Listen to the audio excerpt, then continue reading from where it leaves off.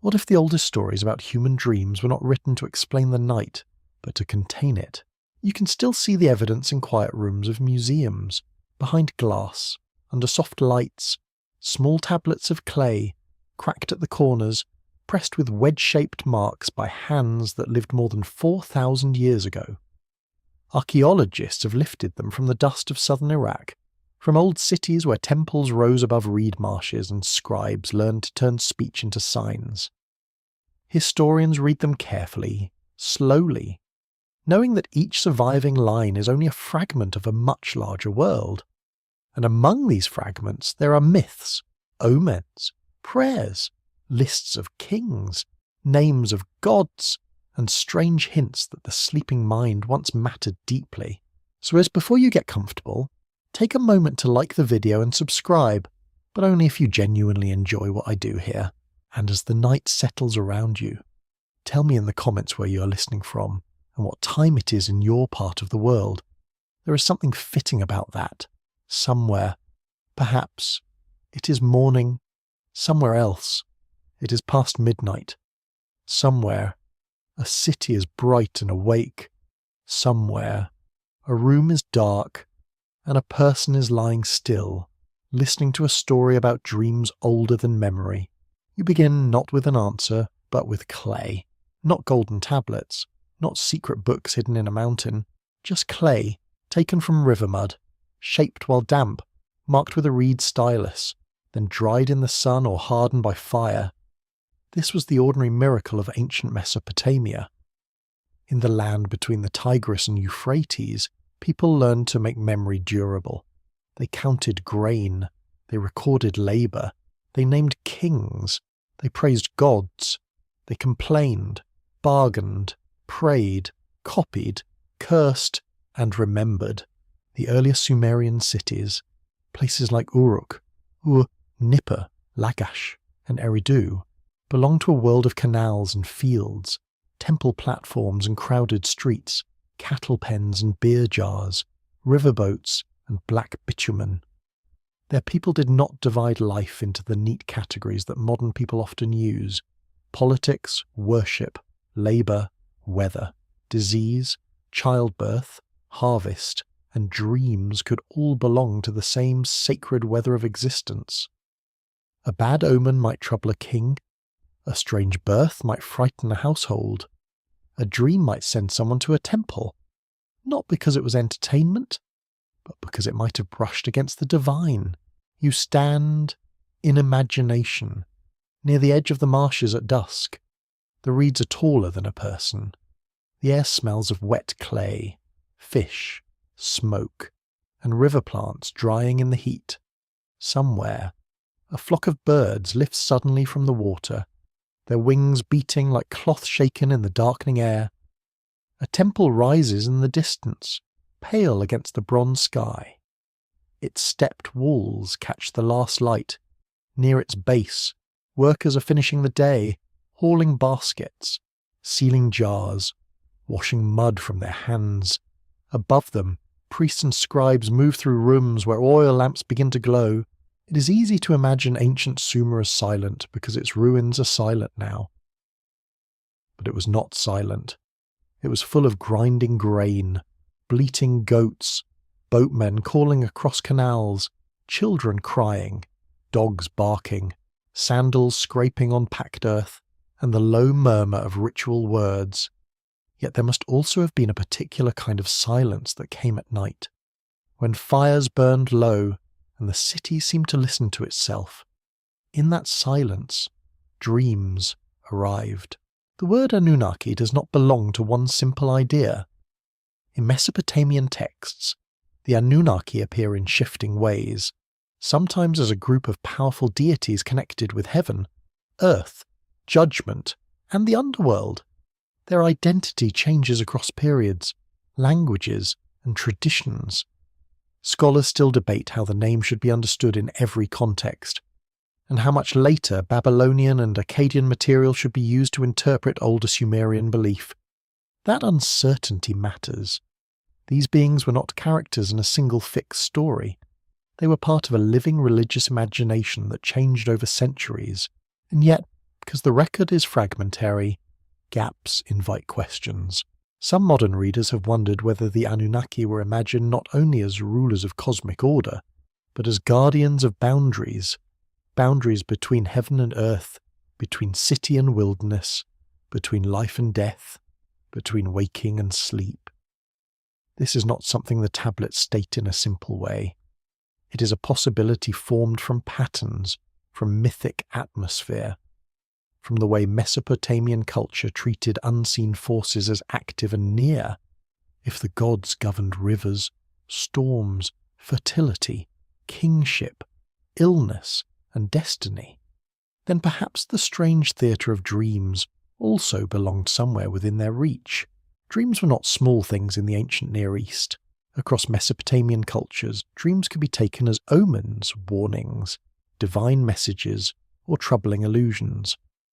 Later Akkadian dream texts and omen collections show that people studied dream images with seriousness, linking them to possible outcomes in waking life. A dream of water, animals, fire, falling, rising, eating, travelling, or meeting the dead could be read as meaningful. The meaning was not always obvious. It required trained interpretation, and even then, uncertainty remained. Was a dream sent by a god? Was it caused by a demon? Was it a private disturbance? Was it a message wrapped in symbols? The ancient world often preferred not to leave such questions alone. A curious fringe idea sometimes appears in modern discussions of Mesopotamian myth. It suggests that human dreams may have been feared because they represented a place where human beings could receive knowledge without permission. Not knowledge in the modern scientific sense, and not secret facts hidden like treasure, but impressions, warnings, images, or memories that bypassed kings and temples. In this reading, dreams were dangerous because they were inward. A ruler could control walls, granaries, laws, scribes, and armies. A priest could control ritual. But who could control what a farmer saw behind closed eyes? This idea must remain a thought, not a conclusion.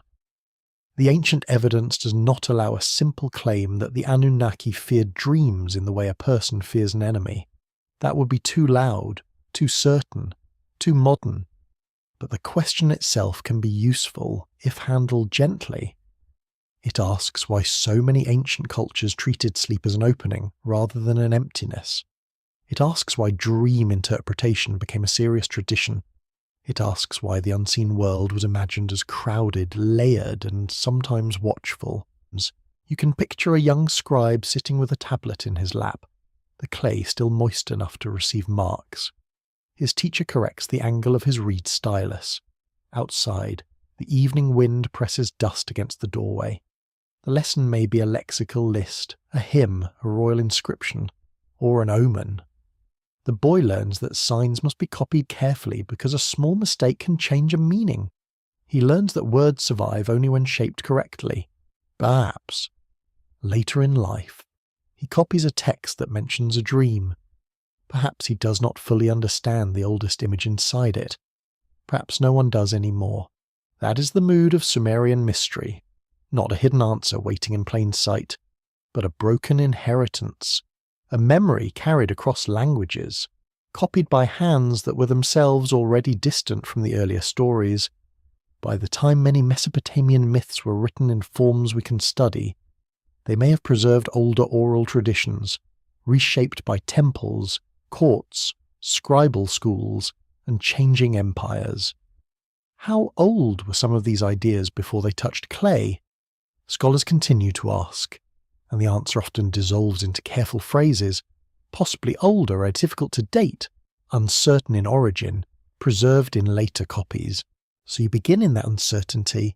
You are not being asked to believe that every dream in Sumer was a divine telegram, or that every god trembled before the sleeping mind. You are simply walking into a world where dreams were not dismissed as random shadows. They belonged to a larger web of signs. The sky had signs. The liver of a sacrificed animal had signs. The behaviour of oil in water had signs. Births, storms, eclipses, illnesses, and royal fortunes had signs. The dream, too. could be a sign, and a sign is powerful because it points beyond itself. Night deepens over the ancient plain. The river darkens. Smoke lifts from cooking fires and flattens beneath the cooling air. Somewhere inside a mud brick house, a person lies on a reed mat and closes their eyes. Their body rests, but their mind begins to move.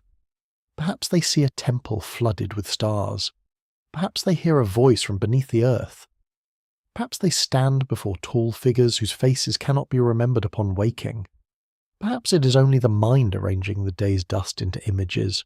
Or perhaps, in a culture that believed the world was full of divine pressure, the dream was a doorway. And if it was a doorway, then someone, somewhere, may have wondered what might pass through it. The night over Eridu does not fall quickly. It gathers. First, the white glare leaves the reeds, then the water loses its brightness. Then the mud walls of the settlement soften into violet and brown, and the temple platform becomes a pale shape against the last heat of the sky.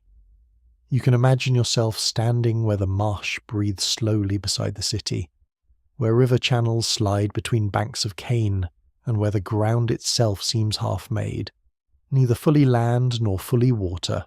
Eridu was remembered in Mesopotamian tradition as one of the oldest cities, a sacred place associated with Enki, the god of wisdom, fresh water, craft, and hidden knowledge. Archaeology shows that settlement in the region reaches very deep into prehistory, long before writing became common enough to preserve names, speeches, prayers, or dreams. What survives is never the whole life of the place. It is pottery, foundations, tools, bones, ash, walls, and later stories that looked backward with reverence. Yet that is enough to feel the weight of age. You walk in imagination along a packed path near the edge of the marsh. Your feet press into damp earth. The smell is thick and ancient. Wet clay, drying fish, reed smoke, animal dung used for fuel, and the sharp green scent of plants bruised by sandals. In the fading light, insects tremble above pools. A heron stands motionless beside shallow water. Farther away, someone beats dust from a woven mat. Someone else pours beer into a jar and seals its mouth. The day is ending, but the city is not emptying. It is turning inward. A temple was not simply a place where people went to think spiritual thoughts. In early Mesopotamian cities, temples were centers of offering, storage, administration, work, memory, and cosmic order. Grain moved through them. Labour was counted in them. Rituals were performed in them. Priests, attendants, craftspeople, singers, and scribes all belonged to the orbit of the divine house. The god was not abstract. The god had a dwelling, a table, possessions, servants, and a presence that had to be maintained. This matters because dreams in such a world did not float freely in private space, as modern dreams often do. If the divine lived among the city, if the temple fed and clothed the god's image, if rivers and canals were part of sacred order, then sleep itself could feel surrounded. You might lie in your house, but you did not lie outside the reach of the gods. You slept within a city arranged around powers greater than yourself. The curious fringe thought begins softly here, not as a claim, but as an unease. Some have wondered whether ancient stories of divine beings watching humanity might preserve a psychological memory of living under total sacred observation. Every harvest could be measured, every offering recorded, every oath heard, every strange dream carried to someone who knew how to interpret it. In that kind of world, a dream was not just a personal event. It might become part of the public sacred system. It might travel from a sleeping body to a priestly ear, from a priestly ear to a ritual act, from a ritual act to the order of the city, yet there is uncertainty at every step. Scholars can study dream texts, myths, omen collections, and rituals, but it is difficult to know how ordinary people experience them in daily life. Did most people report disturbing dreams to specialists? Did they tell them only to family? Did they fear them, ignore them, joke about them, or pray over them quietly. The texts that survive often reflect literate temple, royal, or scholarly traditions. The dreams of shepherds, mothers, potters, boatmen, and children usually vanish without leaving marks. You move closer to the settlement. The walls are made of mud brick, sun-dried and worn at the edges. In the cooling air, the bricks hold the memory of daylight. They are still faintly warm when touched. A lamp burns behind a doorway, its flame small and yellow. Wax smoke and oil smoke mix with the smell of cooked barley. From a roof, someone watches the first stars appear. The sky's enormous because the city is low, and the dark above the marsh seems to open without limit. For people of Mesopotamia, the sky was not merely beautiful, it was legible. Stars, planets, the moon, and eclipses could carry meaning, especially in later developed traditions of celestial divination. The heavens were not separate from earthly events. A sign above could be tied to a danger below. A movement in the sky could concern the king, the land, the harvest, or the health of the people. The same habit of reading the world as a field of signs shaped the way dreams could be approached.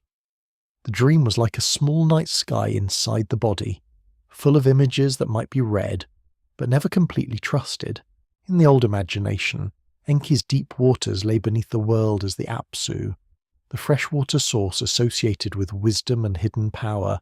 Eridu, as Enki's city, carried an aura of depth, not depth only in the ground, but depth of knowing. Water beneath earth, meaning beneath words, a plan beneath events. This is where the idea becomes quietly unsettling. If dreams were linked, even indirectly, to hidden knowledge, then they belonged not only to sleep, but to depth. They were not just night pictures, they were water rising from below. One reading of the ancient atmosphere might suggest that divine fear, if such a phrase can be used gently, was not fear of humans as strong creatures. Humans were fragile. They became sick, hungry, tired, and old. They worked fields, carried bricks, raised children, and died. But humans also remembered. They imagined. They received signs. They could wake from a dream and say, "I saw something." That simple sentence has power in any society built around interpretation. You can imagine a woman waking before dawn in Eridu. The room is still dark. Her family sleeps nearby. The reed mat beneath her cheek smells of dust and skin. She has dreamed of water pouring upward from a dry canal. She has dreamed of a figure standing beside a door, neither entering nor leaving. She does not know whether it means illness, blessing, warning, or nothing at all. Outside, the marsh birds begin to call. The city has not yet stirred, but already her dream presses against the day. Perhaps she keeps it private. Perhaps she tells someone. Perhaps the dream disappears with breakfast, like mist lifting from water. Or perhaps it joins the long human habit of turning inner images into shared meaning. That habit is older than writing. Before clay tablets held signs, people must have told dreams aloud beside fires, in courtyards, during journeys, in the anxious hours before a birth or after a death. Writing did not invent the dream. It only caught a few traces of how dreams were handled by cultures that had already been dreaming for thousands of years. This is why Eridu feels like the right place to linger. It stands near the edge of memory, where archaeology gives you layers of settlement and tradition gives you sacred beginnings. It does not hand you a clear answer about the Anunnaki, or about fear, or about the secret life of sleep. It gives you a landscape where such questions feel possible. The reeds move in the dark, the temple lamp burns, the river slides past the city like a thought no one can hold for long. Above you, stars appear in careful silence. Beneath you, the damp earth keeps its old coolness. Around you, the ancient world breathes through mud brick, smoke, water, and night, and somewhere within that breathing world, a sleeper closes their eyes, entering the one place no wall can guard and no scribe can fully record, The first thing you notice is how small the tablets are. Not all of them, of course. Some are large enough to feel official, heavy with lists, hymns, or royal claims. But many are modest, almost intimate.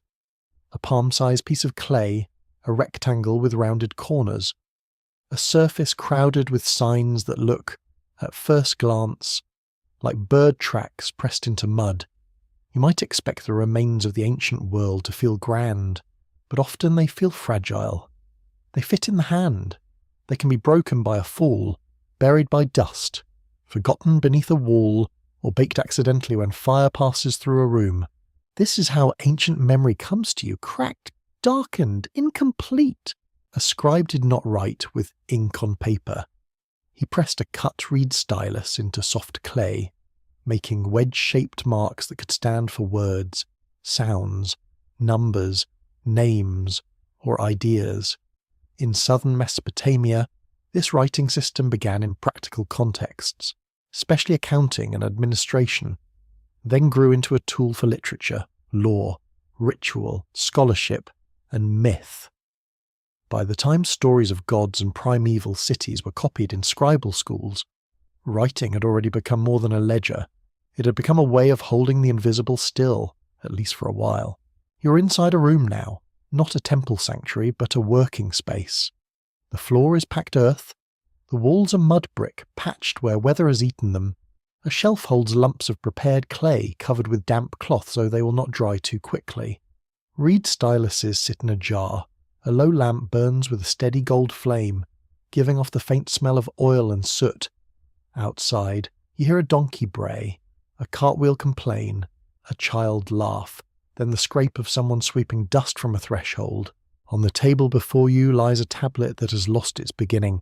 This is one of the great frustrations of ancient study. So many texts arrive without their first lines, final lines, key names, or connecting phrases.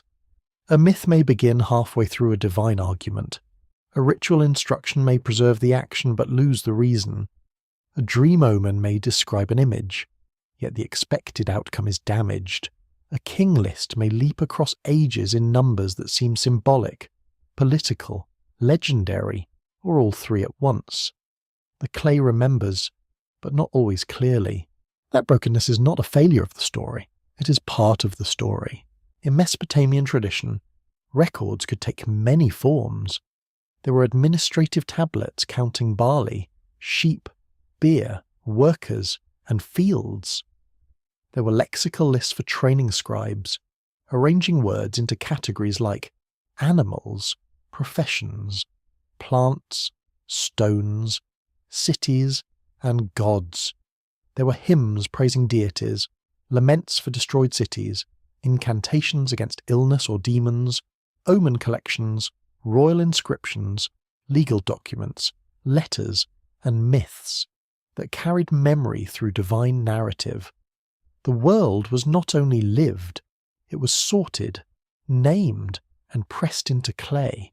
Dreams appear most clearly in later Mesopotamian omen traditions, especially in Akkadian materials, where dream images could be interpreted as signs of future danger, blessing, loss, or success. Yet the roots of dream concern seem older than the surviving organized collections. The difficulty is that older Sumerian evidence does not always speak directly in the way a modern reader wants. A dream may appear in a mythic episode, a god may send a message, a king may receive a vision, a ritual may respond to a troubling sign. But the full cultural system behind these moments is not always preserved. Scholars remain cautious because the timeline is uneven. Some texts known from later copies may preserve older traditions. Some may reflect later theology placed into older settings. Some may combine inherited myth with the concerns of scribes, priests, and courts, who lived long after the earlier Sumerian cities rose from the plain. When you read a tablet, you are not always hearing one age speak. You may be hearing several ages layered together, like walls rebuilt on older foundations. This is where the strange possibility enters quietly. If dreams were important enough to be interpreted, copied, and categorized, then perhaps they were also important enough to be managed. Some modern speculative readings imagine ancient scribal culture as a kind of filter placed over the night, not because priests were inventing every dream, but because dreams could become socially powerful once spoken. A dream could comfort a person, frighten a family, support a ruler, challenge a decision, or demand ritual action. A dream that remained inside a sleeper was private. A dream placed into words became a sign. A sign could move people. In this sense, the tablet is not just a record, it is a threshold. You picture an old dream passing through several transformations.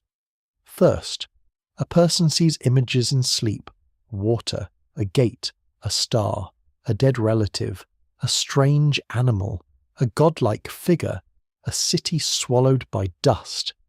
Then the person wakes and remembers imperfectly. Then the dream is spoken, already changed by language.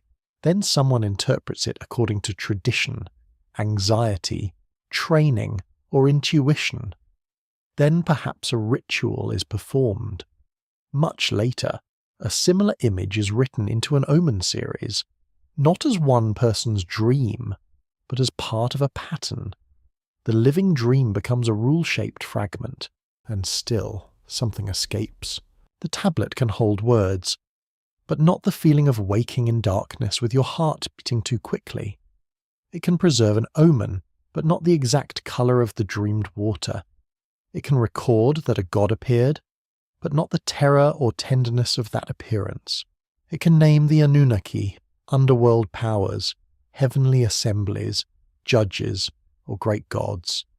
But it cannot fully restore how those names sounded in the mind of a person who believed the unseen world pressed close around the visible one, the unusual fringe tidbit, whispered rather than declared, is that some readers have wondered whether the oldest divine assemblies in Mesopotamian thought might represent more than gods ruling nature and cities. They might also reflect an ancient attempt to imagine a council behind reality itself, a hidden order through which destinies, memories, and signs were distributed. If such an order existed in the imagination, then dreams were troubling because they seemed to arrive from that hidden council without passing through ordinary human permission. But this remains interpretation, and a delicate one. The mainstream record shows that Mesopotamians developed elaborate systems for reading signs, and dream interpretation belonged to that wider world of divination. The uncertain part is how far back specific beliefs about dreams can be traced, how much common people relied on formal interpreters, and how directly later materials should be connected to early Sumerian religious ideas. The mystery lives inside that uncertainty, not outside it. You lean closer to the tablet. Some signs are sharp, others blurred. A corner has broken away, taking with it words that may have named a god, a place, an action, or nothing important at all. Dust rests in the grooves. The clay has outlived cities, kings, languages, and prayers. It has crossed from temple rooms and scribal schools into excavation trenches, museum drawers, photographs, translations, and modern imagination. Yet it still refuses to become complete. This is what ancient records do. They offer you fragments and ask you to become patient. They do not open like a door. They flicker like lamplight over a damaged wall. You see enough to know that dreams mattered. You see enough to suspect that the sleeping mind was taken seriously. You see enough to wonder whether the gods of that world were not only above the clouds or beneath the earth, but also near the strange inner chamber where images rise without command. The lamp burns lower, the clay dries, the room grows quieter. Outside, the city continues its ordinary breathing. Inside, a tablet keeps its broken silence, holding a few marks of an older night and hiding the rest in the missing places. The deeper you follow the record, the stranger time becomes. At first, ancient history seems to move in a line. Villages grow larger, fields spread, canals are dug, temples rise, writing appears, cities begin to name themselves, kings leave inscriptions, scribes copy lists. The world becomes visible, not because it begins there, but because it starts to leave marks that can still be read. Yet behind those marks lies an older silence. You stand in the long shadow of that silence now, somewhere before the first rulers whose names can be placed comfortably into history, before the first city plans are clear enough to imagine street by street, before writing became a tool for stories, prayers, and royal memory. The land is still the land between rivers. The reeds still bend under wind. The marshes still breathe. People still sleep, dream, bury their dead, watch the sky, fear floods, plant grain, and tell stories beside low fires. But their words do not survive in full sentences. Their dreams leave no tablets. Their gods may have had names that later changed, merged, or disappeared. This is one of the quiet difficulties of Sumer. By the time writing preserves myths in forms modern readers can study, many of the ideas inside them may already be old. Some may come from temple traditions, some may come from oral storytelling, some may preserve memories of earlier settlements, vanished rituals, or social changes that happened long before anyone thought to press a myth into clay. Scholars can compare versions, study language, trace scribal copies, and examine archaeological layers, but there's always a point where certainty thins, and into that thin place comes the hidden timeline, not a timeline written in secret under the earth, but a sense that Mesopotamian memory looked farther backward than surviving history can safely follow. The Sumerian king list is one of the most fascinating examples. It names cities and rulers, and in its legendary early portions, kings are said to have ruled for impossibly long spans before a great flood. To mainstream historians, these huge reigns are usually treated as mythic, symbolic, theological, political, or literary rather than literal year counts. The list seems to organize kingship as something that descends from heaven and moves from city to city. It is not a modern chronology. It is a sacred history of power, but sacred histories are remembered differently from archives. You imagine a scribe copying names that already feel ancient to him. Alulim of Eridu, Alalgar, Enmenluana, names from a time before the flood in the tradition. Names with reigns so vast they seem less like biographies and more like echoes of cosmic time. His stylus presses the signs carefully, one after another. Perhaps he does not think he's writing fiction. Perhaps he does not think he's writing ordinary fact either. He is preserving a pattern, a way of saying that kingship did not merely begin with politics. It began in a world touched by the divine. That matters for dreams, because dreams also disturb ordinary time. In a dream, you may meet the dead as if they are still near. You may walk through a city that has not yet been built. You may see a childhood room, a future disaster, a temple underwater, a voice from long before your birth. The dream is not bound by the clock in the same way waking life is. Ancient people may not have described this in modern psychological terms, but they understood that sleep could fold distance, memory, desire, fear, and warning into a single image. Some modern interpreters have wondered whether stories of pre-flood kings, divine councils, and primeval cities reflects not only political theology, but also a dreamlike way of preserving cultural memory from before written history.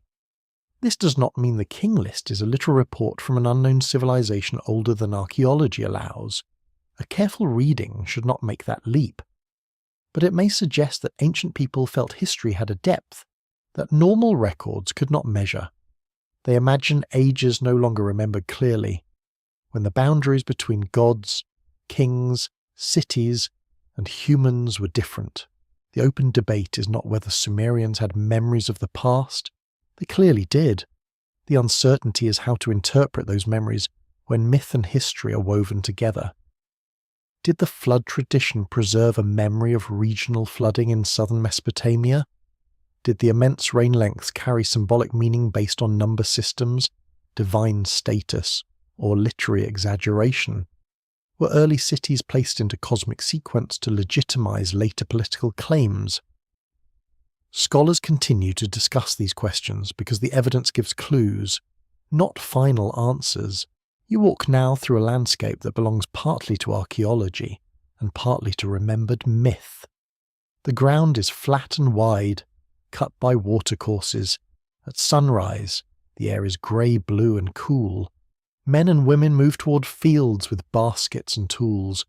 The smell of damp earth rises under their feet. Children crouch near the canal edge, watching insects skate across the surface. A fisherman pulls a net from the water, silver bodies flashing briefly before fading into a reed basket. In the distance, a temple platform catches the first light. None of these people are thinking of themselves as ancient. They are simply alive. They worry about grain, sickness, debt, childbirth, family obligations, water levels, and whether the gods are satisfied. At night, they dream. Some dreams vanish, some dreams trouble them, some may be told aloud in the morning. A dream of a dead father might demand an offering. A dream of a flooded field might bring fear. A dream of a shining figure might be treated with caution, because the divine was not always comforting. In Mesopotamian religion, gods could bless, but they could also overwhelm. The Anunnaki, in later traditions, often carry an atmosphere of grave authority. They are sometimes connected with judgment and the underworld, though their exact role shifts across texts. If you place them imaginatively near the question of dreams, they become figures at the border of hidden time. Not because the tablets plainly say they feared every human dream, but because dreams are one of the few human experiences that seem to cross boundaries without asking permission. They pass between memory and prophecy, life and death, private fear and public meaning. It is possible that divine fear, in this gentle speculative reading, is really the fear of disorder. Human dreams do not arrive in neat temple schedules. They do not wait for festivals. They do not require scribal training before appearing. A child can dream. A prisoner can dream. A servant can dream. A king can dream. A person with no power in daylight may receive an image at night that feels larger than the city. That is the unsettling equality of sleep. In waking life, ancient Mesopotamian society had ranks, roles, obligations, and sacred structures. Temples ordered labor, kingship ordered land, families ordered inheritance, scribes ordered words, but dreams moved through everyone. They could place a shepherd before a god, a mother beside the dead, a ruler beneath judgment, or a laborer inside a shining city no one had built. Perhaps that is why dreams needed interpreters, not to destroy them, but to bring them back into order. Still, no tablet can tell you exactly how far ordinary people believed dreams reached. The evidence comes mostly from written traditions shaped by elite institutions. Archaeologists can uncover houses, graves, tools, and city walls, but not the private meanings people whispered after waking. Historians can translate omen texts, but not recover every trembling pause between a dream and its telling. The hidden timeline is not only about ancient kings before history, it is also about countless inner lives before documentation. The sun rises higher, the marsh heat begins to return, the coolness leaves the mud brick walls. A scribe somewhere opens a tablet basket, a priest prepares offerings, a farmer checks the canal bank for cracks. Life moves forward, as it always does, covering the night with tasks, but something remains from the dark.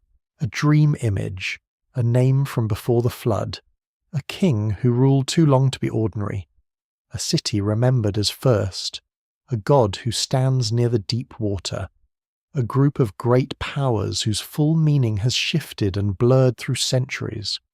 These fragments do not form a simple map. They form a feeling that human history as written may be only the surface of a deeper remembering.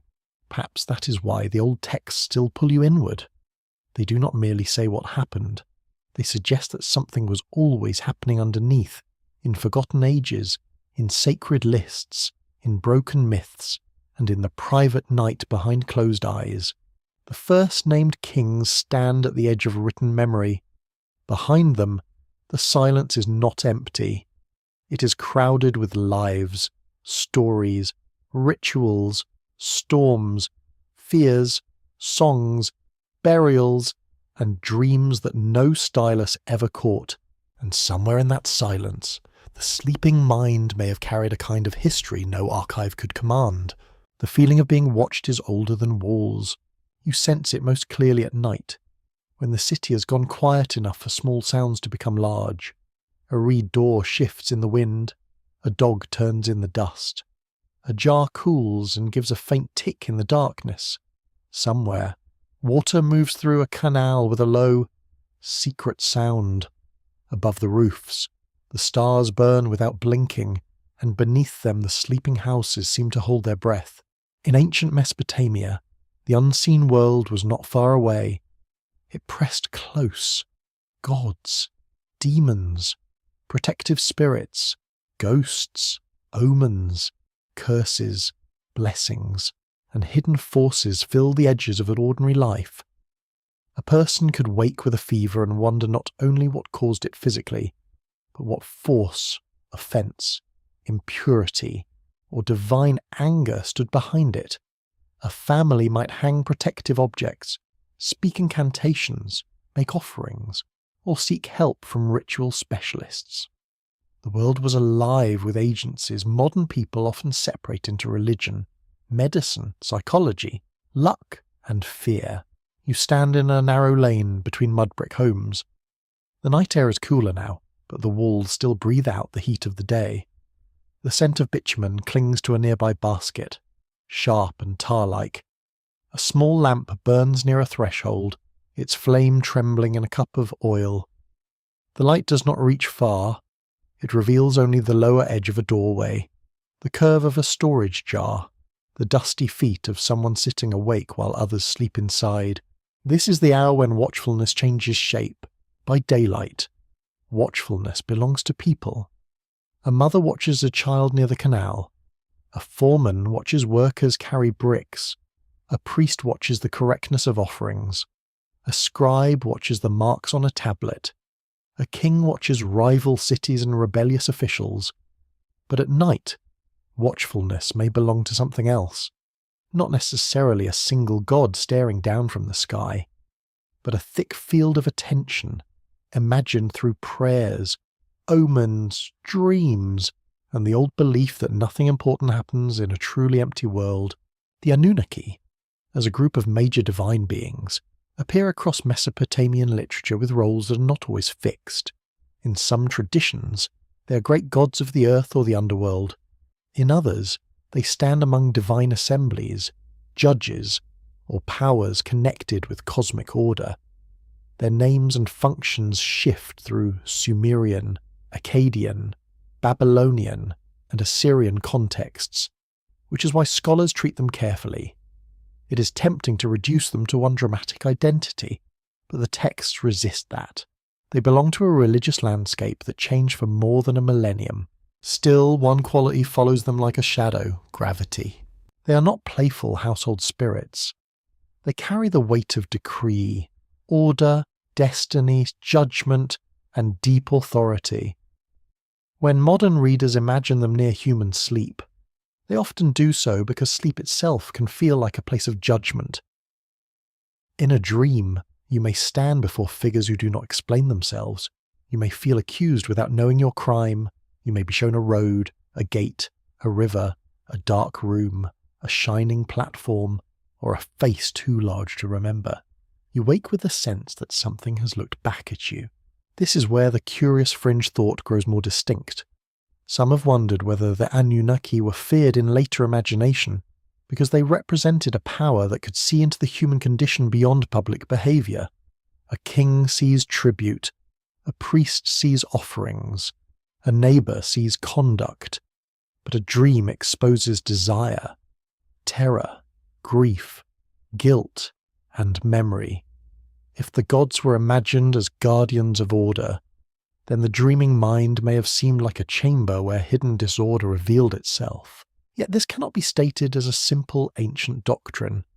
The surviving texts do not give you a handbook titled "Why the Anunnaki Feared Dreams." What they give instead is a wide symbolic field: divine judgment, underworld powers, dream omens, rituals against evil portents, and the belief that unseen forces could touch human life in sleep. The uncertainty lies in how these elements connected in actual practice. Were dreams thought of as divine inspection, demonic disturbance, soul travel, message, memory, or omen? The answer may have varied by time, place, person, and circumstance. You move into a courtyard where a family sleeps on mats beneath an open sky. The air smells of wool, dust, and the faint sourness of stored beer. A grandmother lies awake, listening. She has lived long enough to know that night is not empty. She has heard stories of dreams that warned of sickness, dreams that announced a birth, dreams that brought the dead close, dreams that sent someone to make an offering before misfortune arrived. Some stories were probably exaggerated, some were misremembered, some may have been told because they gave shape to fear. But shape is powerful. In Mesopotamian culture, signs often required interpretation because meaning was rarely naked. A strange event did not automatically explain itself. The behavior of smoke, the shape of oil dropped into water, the movement of stars, the appearance of malformed births, and images seen in dreams could be treated as messages in need of reading. This habit did not mean ancient people were foolish. It meant they lived in a world where uncertainty was constant, where crops failed, children died, rivers flooded, enemies attacked, and disease came without visible cause. Reading signs was a way of negotiating vulnerability. The Watcher, then, may not be only the god watching humanity. The Watcher may also be humanity watching the unseen. You can feel this in the imagined posture of a dream interpreter. He sits in lamplight while someone speaks hesitantly across from him. The dreamer describes a dark river, a broken door, a bird with a human voice, a dead brother asking for bread, a god standing on a high platform. The interpreter listens, not only to the images but to the social world around them. Is the dreamer ill, pregnant, travelling, in debt, in mourning, connected to a temple, afraid of a rival? The dream becomes a place where symbol, body, and circumstance meet. One unusual idea sometimes raised by speculative writers is that dreams may have been viewed as a kind of unauthorized temple. In a temple, divine presence was approached through controlled ritual, offerings, purity, words, and hierarchy. In a dream, a person might encounter divine imagery without any of those controls. The sleeper did not prepare the altar.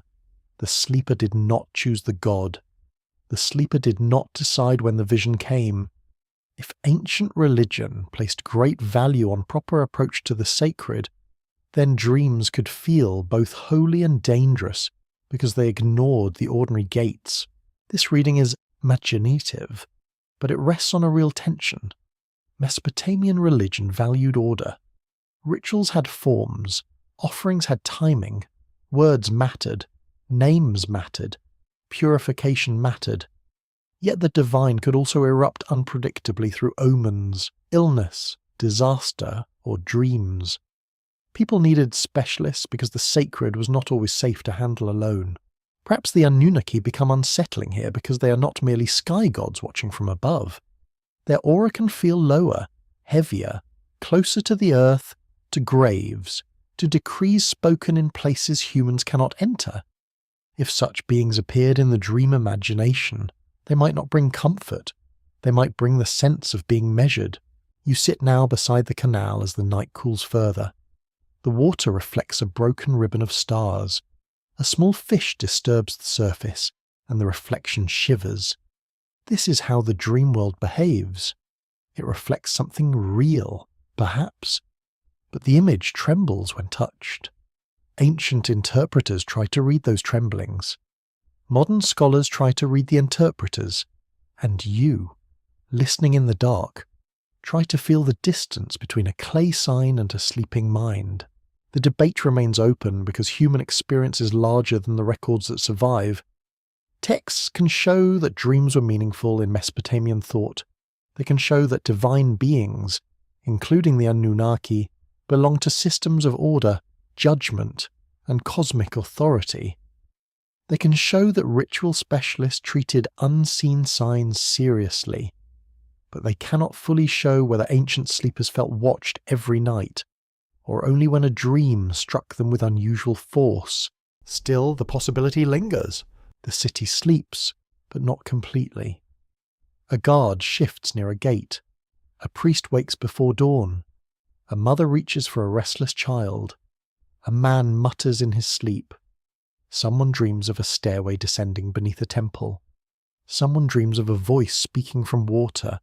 Someone wakes and cannot decide whether the dream was only the mind, or something that entered through the mind.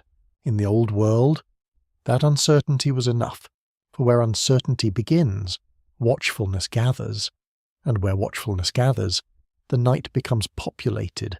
A dream becomes dangerous when it refuses to stay inside the sleeper.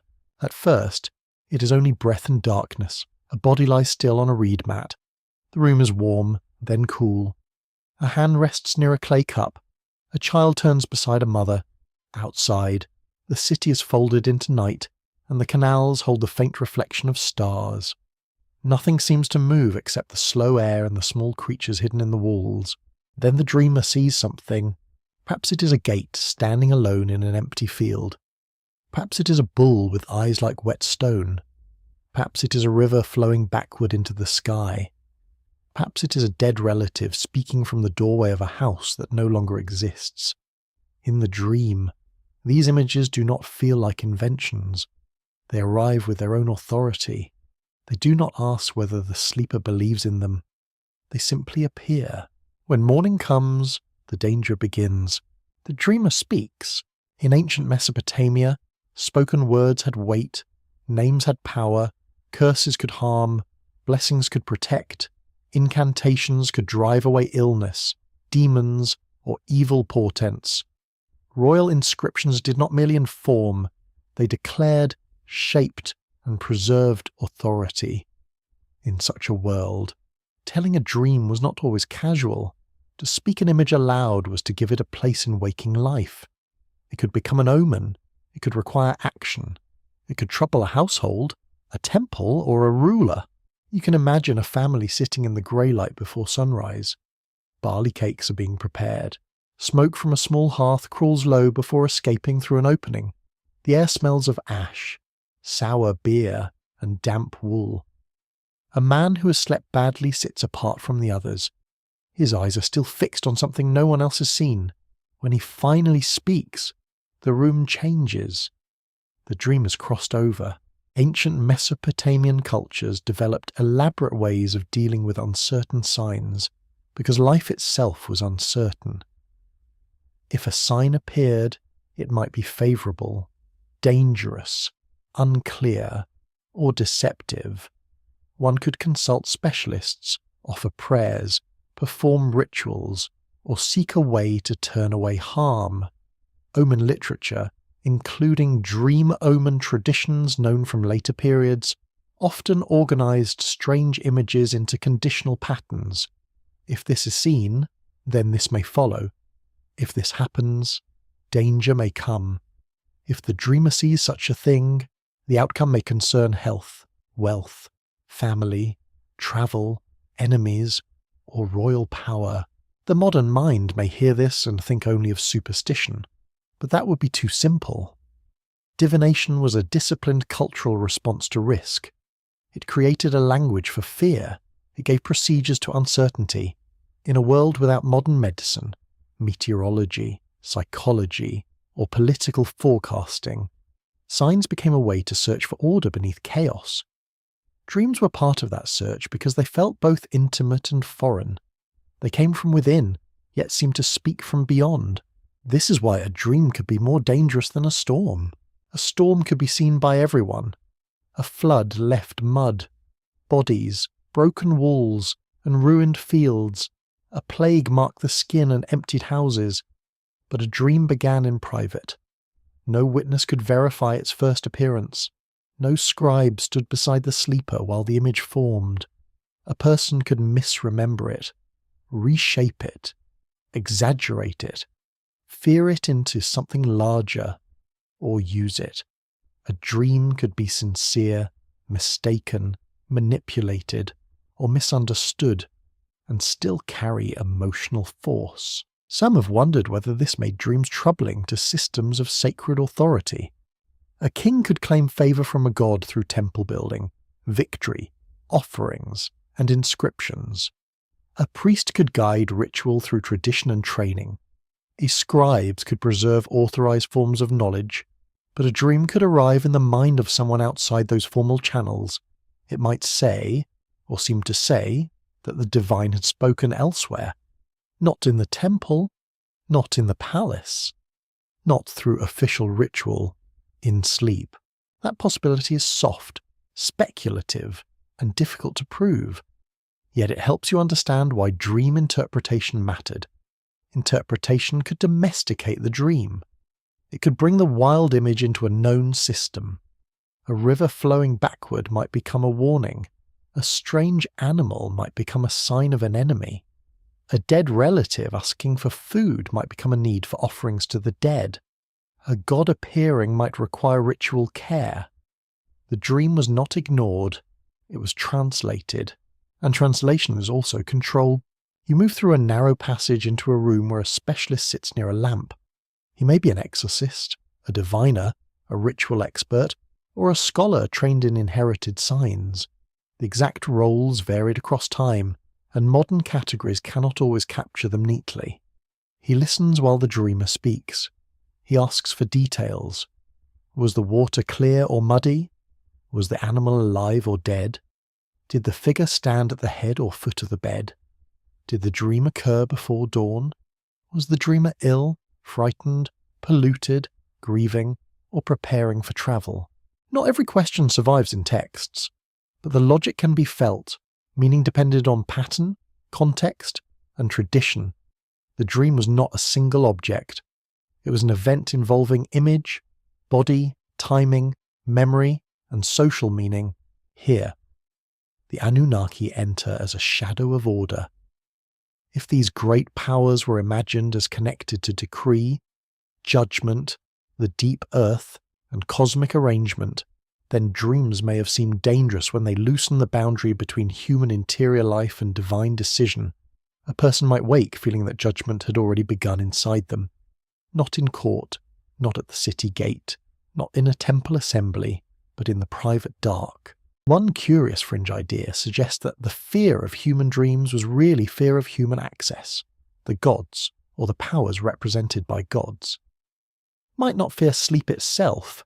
They might fear what sleep allowed humans to touch, memory beyond their own lifetime, warnings no ruler had issued, visions that made earthly hierarchy feel temporary.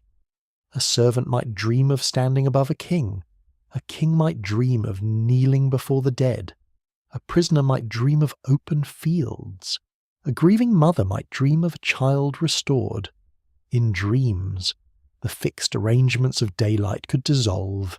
This is not a claim about a hidden doctrine. It is a reading of symbolic tension.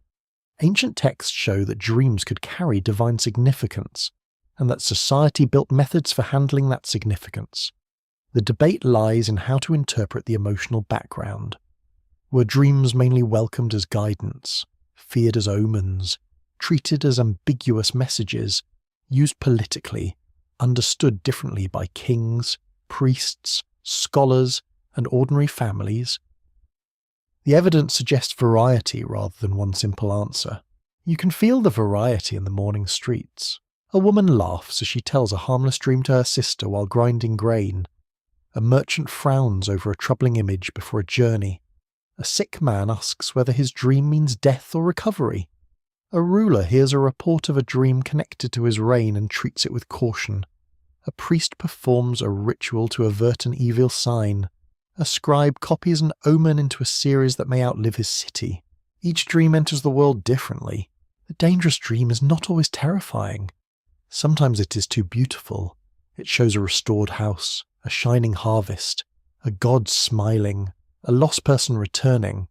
Hope can be dangerous too, because it changes what people endure. A dream of freedom can make bondage feel temporary. A dream of justice can make corruption feel exposed. A dream of divine attention can make a powerless person feel seen. In that sense, dreams may have unsettled not only gods, but human authorities who depended on the world appearing fixed. Still, in the quiet balance of history, you must keep both feet on the clay ground. Mesopotamian dream interpretation did not exist as rebellion against order alone. It was part of order.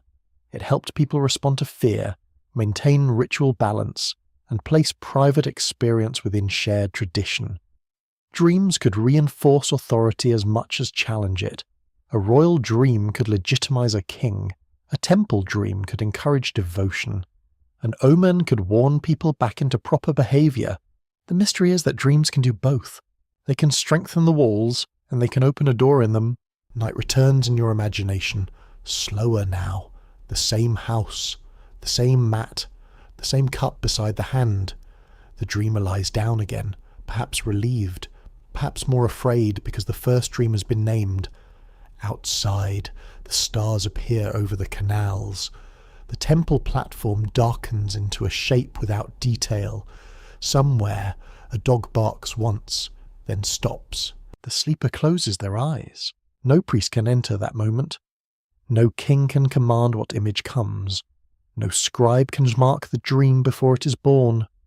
For a few silent hours, the human mind walks unguarded through its own hidden country, where the dead may speak, gods may appear, rivers may reverse, and meanings may rise like water from beneath the earth.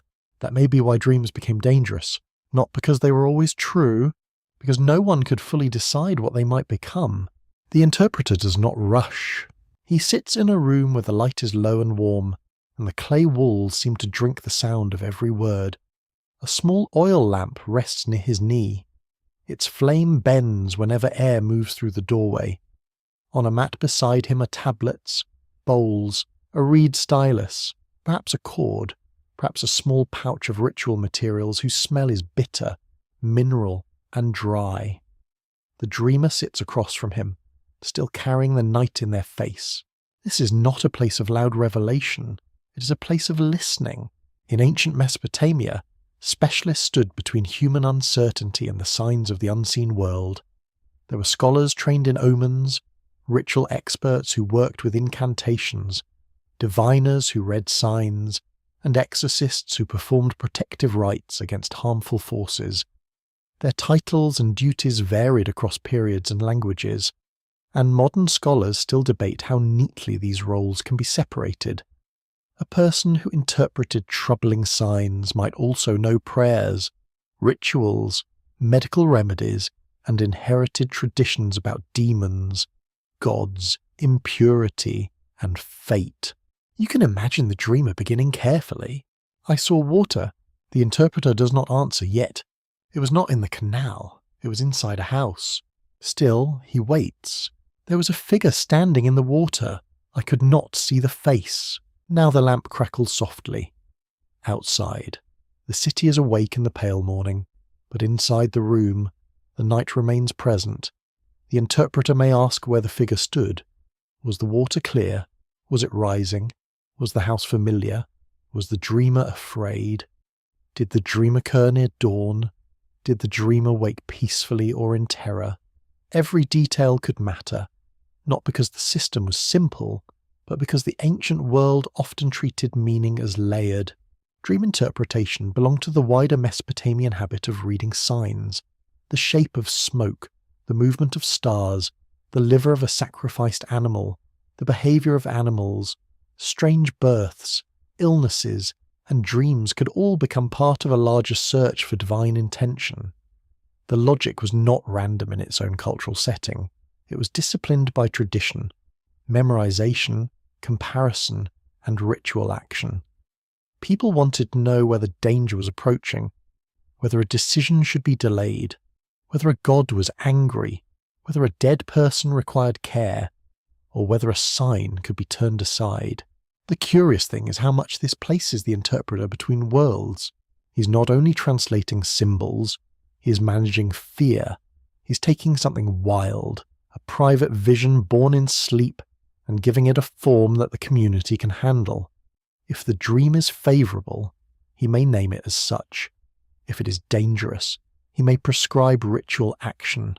If it is unclear, he may lean on tradition, analogy, or caution. In this way, the dream does not remain a loose flame in the mind of the dreamer. It is placed inside a lamp.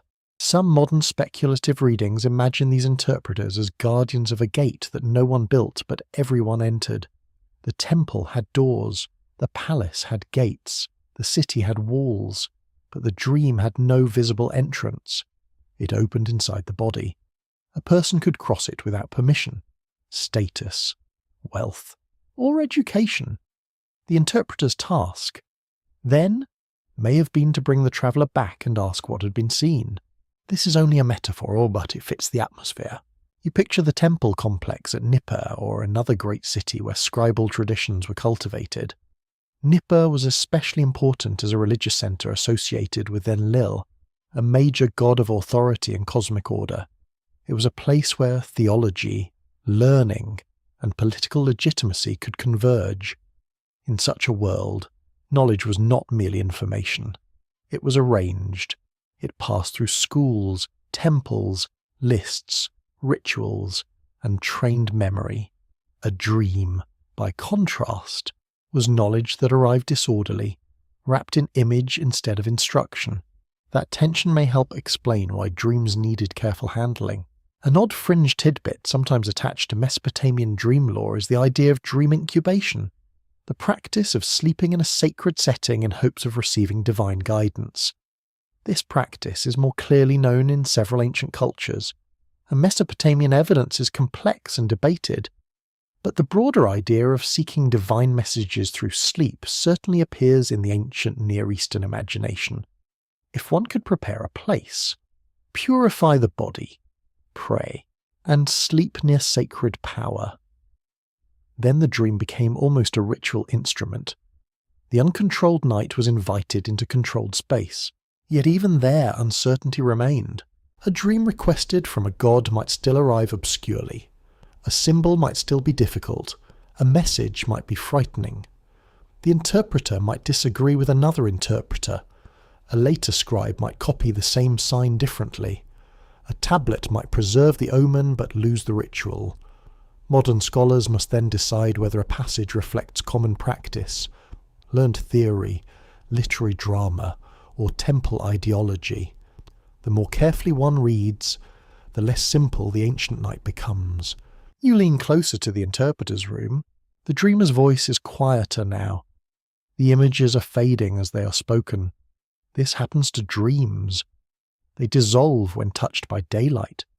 The interpreter knows this, perhaps from long experience. He may ask for repetition. He may press the dreamer to remember the sequence. Did the figure speak before the water rose, or after? Was the door open? Was there bread in the dream? Was the dreamer wearing a garment? Did the dreamer see the moon? The questions seem ordinary, but each one is an attempt to rescue the vision from vanishing. The act of interpretation changes the dream. That is unavoidable. A dream told to a mother is not the same as a dream told to a priest. A dream whispered in shame is not the same as a dream reported to a king. A dream written on a tablet becomes something else again. The interpreter stands at the moment of transformation. He hears the private image and returns a public meaning. Perhaps this is why the idea of divine fear can be approached from another angle. If the Anunnaki were imagined as grave powers of order, decree, and hidden judgment, perhaps they did not fear dreams as enemies. Perhaps the fear belonged to humans who sensed that dreams came from regions associated with such powers. To say that the Anunnaki feared human dreams may be a poetic inversion. It may really mean that human dreams carried a force so strange that even the highest powers had to reckon with them in mythic imagination. In a careful historical sense, no surviving text allows a simple statement like that. But myth often speaks by turning emotions into figures. Human awe becomes a god. Human dread becomes an underworld. Human longing becomes a sacred journey. Human uncertainty becomes an omen series. In that way, the sleeping mind may have shaped the divine world as much as the divine world shaped the meaning of sleep. The interpreter reaches for a tablet. The clay is dry and already marked. It contains a list, a pattern, perhaps a remembered connection between dream image and waking outcome. He does not read it as you would read a modern explanation. He reads it as part of a tradition that has passed through teachers and students, through temple rooms and scholarly houses, through the fragile loyalty of memory. His voice is low. The dreamer listens. The room feels smaller. A ritual may be needed. Perhaps water will be used. Perhaps words will be spoken. Perhaps an offering will be made. Perhaps the dreamer will be told not to fear. Perhaps the danger can be diverted. Mesopotamian ritual often worked not by denying fear, but by giving fear a path. Evil could be named. Harm could be transferred. A sign could be answered. The world was full of threats, but it also contained procedures. That is a deeply human comfort. You may not share the ancient belief system, yet you can understand the need behind it. To wake from a terrible dream and do nothing can feel unbearable. To speak it, interpret it, wash, pray, burn incense, make an offering, or perform a protective act gives the body something to do with the invisible. The ritual does not only address the gods, it steadies the human heart. The interpreter's room grows brighter as morning rises. The dreamer stands. The dream has not disappeared, but it has been carried across the threshold. It now has words around it, perhaps instructions, perhaps warnings, perhaps comfort. Outside, life continues with its baskets, animals, bread ovens, canal banks, and voices. The dreamer steps back into the street, no longer alone with the image, but somewhere beneath the orderly answer, the original dream remains unreachable. No interpreter can enter the exact place where it first appeared. No tablet can hold its full darkness. No ritual can prove where it came from. The dream has been named, but not possessed. And perhaps that is the oldest mystery in the interpreter's work. The sacred system can surround the dream, guide it, translate it, and answer it. But the first doorway still opens in silence, inside a sleeping human mind. The boundary between sleep and death was never a clean line. You feel it in the hour before dawn, when the world is neither fully dark nor truly light. The body lies still, the breath slows, the mind travels where the feet cannot go. A person sleeping beside you may seem near, but unreachable, hidden behind closed eyes as if lowered into another chamber of existence. In ancient Mesopotamia, where the dead were believed to remain present in family memory, offerings, graves, an underworld imagination, sleep could feel like a small descent. The Anunnaki gather their deepest shadow here. They were not only names in myths, and not only a group to be counted in divine lists. In many Mesopotamian traditions, the Anunnaki could be associated with grave authority, with the underworld, with judgment, and with the large hidden machinery of fate. Their roles changed across time, and no single definition holds them still, but the emotional atmosphere around them is often heavy, solemn, and ancient. They belong to places where ordinary human control becomes very small. You stand now near the edge of a burial place outside a settlement, where the soil is dry on top but cool beneath the surface. The air smells of dust, old reed matting, and faint smoke from offerings made earlier in the day. The living have gone home. A bowl sits near a grave. A little food has been left. Perhaps water has been poured. These acts may seem simple, but they carry a whole world of belief. The dead were not always thought to vanish into nothing. They required care. Neglected dead could trouble the living. Remembered dead could remain part of the household's unseen circle. In such a world, dreams of the dead were not easily dismissed. If your dead father appeared in sleep and asked for water, what would you do? If your mother stood silently in a doorway, would you call it only memory? If a dead child reached toward you from the far side of a canal, would you wake and go about your morning unchanged? The dream could be grief, certainly. It could be the mind's ache shaping itself into images. But ancient people often allowed another possibility. The dead might be communicating. The underworld might have brushed the edge of the house. This is where dreams and the Anunnaki quietly meet in imagination. Not because every dream belonged to them, and not because the texts say they feared human sleep in a direct, simple way. Rather, dreams often seem to open toward the same hidden regions over which grave divine powers were imagined to preside. The dreamer becomes a visitor to borderlands, not fully dead, not fully awake, not fully free of the body, yet walking through landscapes that feel more than ordinary. The mainstream historical detail is delicate but important. Mesopotamian underworld beliefs were complex and not especially comforting by later religious standards.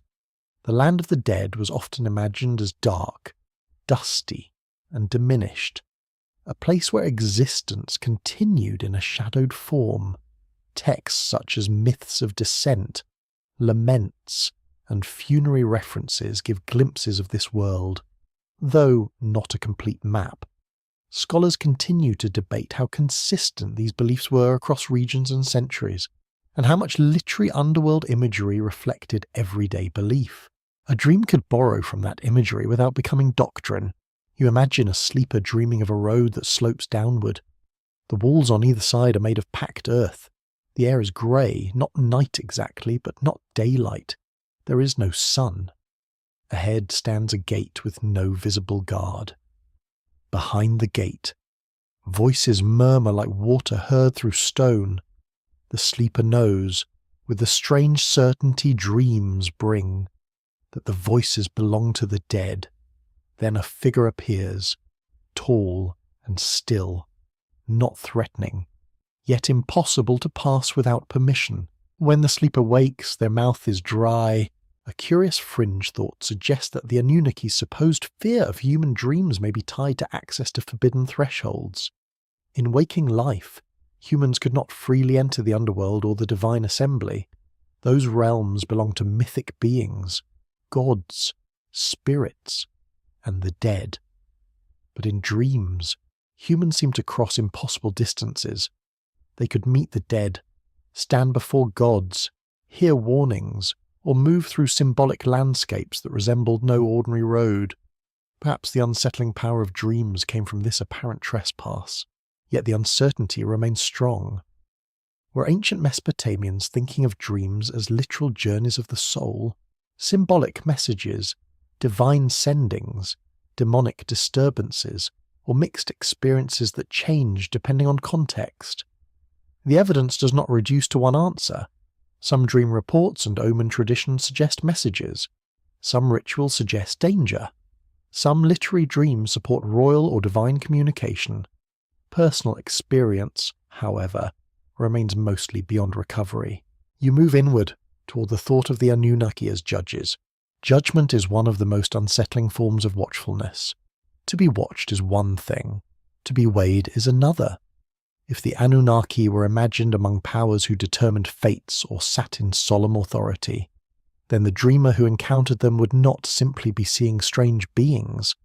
The dreamer would be standing before measure itself, the hidden life of the person, fears, wishes, guilt, longing, and memory might feel exposed.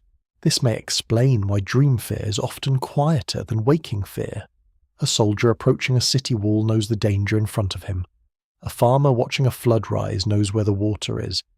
But a dreamer cannot always name the threat. The terror comes from meaning without explanation. A closed gate, a silent god, a dead relative turning away, a tablet with unreadable signs, an animal speaking a sentence that fades upon waking. Each image may feel like a message from a court whose laws have not been given.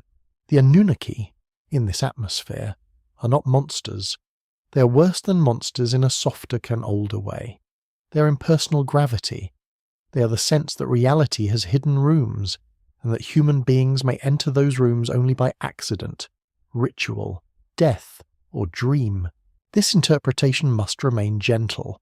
It may be that ancient people did not imagine the Anunnaki in dreams as often as modern storytellers might suppose.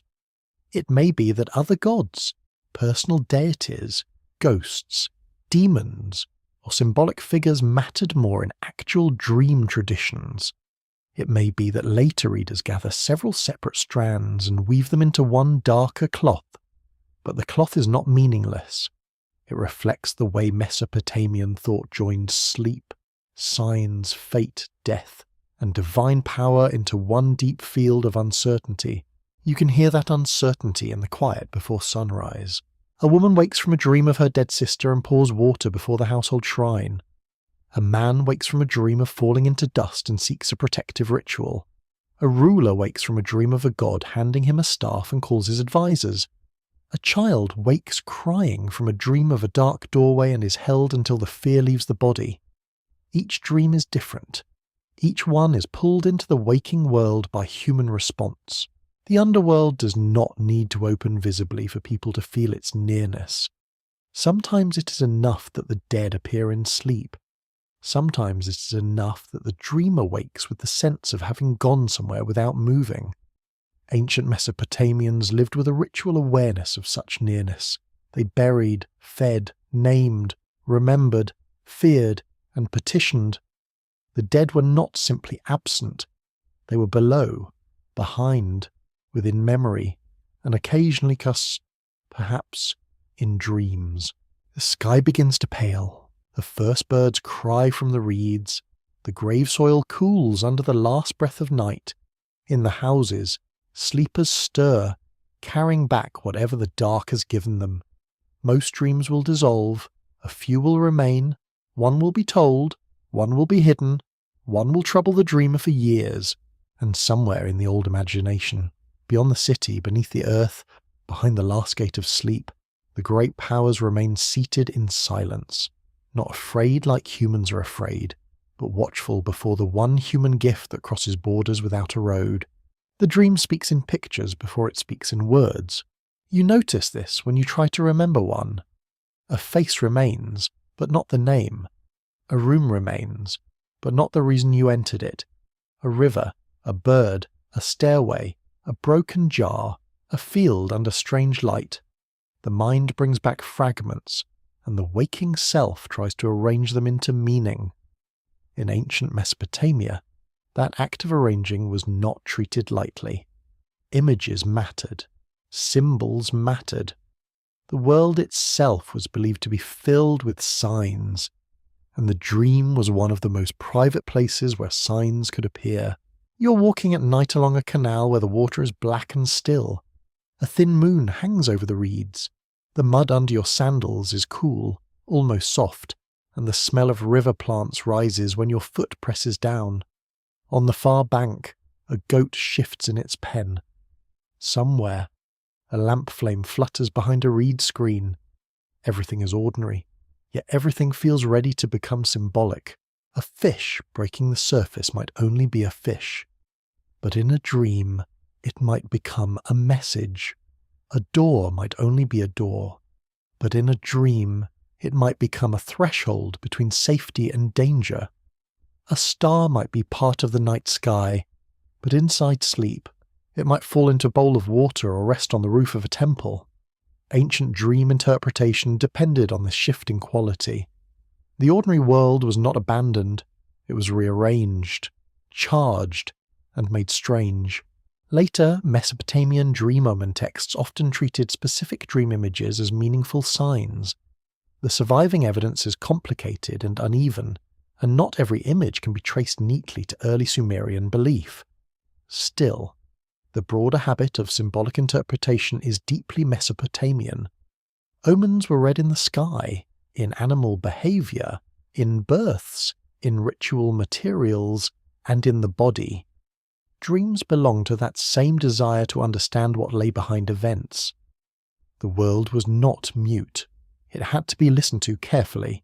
You enter an imagined scribal house where students copy lists by lamplight. The air smells of wet clay, reed fibres, and smoke. A teacher recites categories, and the students repeat them. Trees, stones, birds, fish, metals, cities, gods, list after list. To modern eyes, such lists may seem dry, but they reveal a mind trained to order the world. Naming was a form of mastery. Classification was a way to make the overwhelming visible. Now think of the dream as a list that refuses to stay organized. It mixes categories. A river appears inside a house. A dead person speaks like a living one. A god stands in a field. A bird carries a tablet. A king becomes a child. A servant wears a crown. A city is both built and ruined at the same time. In waking life. Scribal culture separated and ranged. In sleep, the mind combined and disturbed. This may be why the ancient night language was both useful and frightening. It seemed to speak in symbols, but it did not obey human grammar. Interpreters could gather patterns, but the dream always arrived first as a wild composition. Some have wondered whether dreams felt dangerous because they showed that meaning could exist before official interpretation. The dreamer knew, even before asking a specialist, that something had happened. The body felt it. The heart carried it. The image had already done its work. A curious fringe idea suggests that certain dream symbols may preserve very old memories of ecological and social anxiety. Flooding rivers, disappearing fields, ruined cities, divine anger, strange lights in the sky, and figures descending or rising between worlds. This does not mean every dream image is a fossil from some forgotten catastrophe. That would be too simple. But it is possible that repeated symbols gained power because they touched real fears shared across generations. In a land dependent on rivers, water in the wrong place could mean life or death. In a society built around temples, a closed gate could carry sacred dread. In a culture that cared for the dead, a silent ancestor could trouble the living. The scholarly uncertainty lies in how far symbolic meanings were stable. Did a certain animal always mean the same thing in a dream? Did meanings shift by region, century, gender, class, ritual context, or personal circumstance? Omen collections may present interpretation as fixed, but lived experience was probably more fluid. A snake in one dream might be danger, in another, healing, in another, a household fear, in another, only the mind's residue from seeing a snake near the field that day. You pause beside a doorway in the dream city. Doorways mattered. Gates mattered. Mesopotamian cities were full of thresholds, house doors, courtyard entrances, temple gates, city gates, canal crossings, burial places, and the imagined gates of the underworld. A threshold is never only an opening, it is a decision point, inside or outside, pure or impure, living or dead, human or divine, safe or exposed. In dreams, thresholds become even more charged because the dreamer is already crossing a boundary simply by sleeping. Perhaps this is why so many dream images, across cultures, gather around movement, falling, climbing, entering, leaving, crossing water, travelling roads, meeting figures at gates. The sleeping mind turns change into landscape. Ancient interpreters may not have used modern psychological language, but they clearly understood that dream images could speak through movement and place. The Anunnaki, imagined as grave powers connected with cosmic order and hidden judgment, seem to belong naturally near such thresholds, not because every threshold is theirs, and not because the ancient record makes that connection explicit in a simple way, but because their atmosphere is one of boundary and decree. They are not easily pictured as bright personal comfort. They feel like beings before whom a person stands when entering a deeper court. You imagine a dreamer seeing a vast hall under the earth. The walls are dark clay, lamps burn without smoke. At the far end, figures sit in silence. They do not need to speak. The dreamer feels that each figure knows a different piece of his life. One knows his promises, One knows his hunger. One knows his hidden shame. One knows the names of his dead. The dreamer wakes before judgment is given, and that unfinished silence becomes the most frightening part. This image is imagined, but it draws from the real ancient tendency to place judgment, fate, and divine assembly in solemn settings. Human beings often dream in the architecture of their culture. A person from a temple city may dream in gates, platforms, courtyards, offerings, and divine rooms. A person from a riverland may dream in floods, boats, reeds, fish, and mud. The dream language is private, but its symbols are borrowed from the shared world. That is what makes dream interpretation both possible and impossible. Possible because symbols belong to culture. Impossible because each dream belongs to one sleeper's hidden life. The same river may mean irrigation to one person, drowning to another, travel to another, purity to another, memory to another. Ancient omen systems sought patterns, but human experience always overflowed them. You stand now in a market at the edge of morning. The dream language has dissolved back into ordinary things. Fish are fish again. Doors open for trade. Birds pick at grain. A potter turns clay on a simple wheel. A woman washes a child's face. Men argue over measures of barley. The world resumes its plain surfaces. Yet for someone who dreamed, the surfaces remain thin. The fish in the basket still recalls the fish in the dream. The doorway still feels like the doorway seen in sleep. The river still moves with a hidden suggestion. This is how symbols haunt waking life. They do not need to explain themselves. They only need to return. Perhaps the ancient fear of dreams, whether assigned to gods, priests, kings, or humans themselves, begins here. Dreams teach the world to double. They make every object capable of another meaning. They allow ordinary things to become messengers from a place no one can fully locate. And if the gods valued order, perhaps this doubling was unsettling. A jar should be a jar. A gate should be a gate. A river should follow its course. But in dreams, the jar breaks and releases stars. The gate opens into the dead. The river climbs into the sky. The old interpreters tried to listen to this language. The scribes tried to preserve pieces of it. The temples tried to answer it with ritual. But the dream itself remained older than its explanation, rising each night through images, quiet and unruly, like reeds growing at the edge of black water. Humanity begins in many ancient stories with work, not with a crown, not with a throne, not with a private destiny glowing inside the chest. Work comes first. Soil must be opened, canals must be cleared, fields must be tended, bricks must be shaped, offerings must be brought, temples must be maintained. The gods require food, praise, order, and houses worthy of their names. The world is sacred, but it is also heavy, and someone must carry that weight. In Mesopotamian creation traditions, especially in later Akkadian work shaped from older religious ideas, humans are often connected to divine labour. The gods grow weary. A solution is made. Human beings enter the cosmic arrangement as workers, servants, worshippers, and maintainers of the divine order. These stories are not identical across every text or period, and scholars remain careful about how Sumerian, Akkadian, Babylonian, and Assyrian layers should be separated. But the broad theme is powerful. Humanity exists within a system of obligation. You stand now in the heat of a field near a canal. The sun presses down with a slow, steady force. Mud grips the feet. Reeds scrape the skin.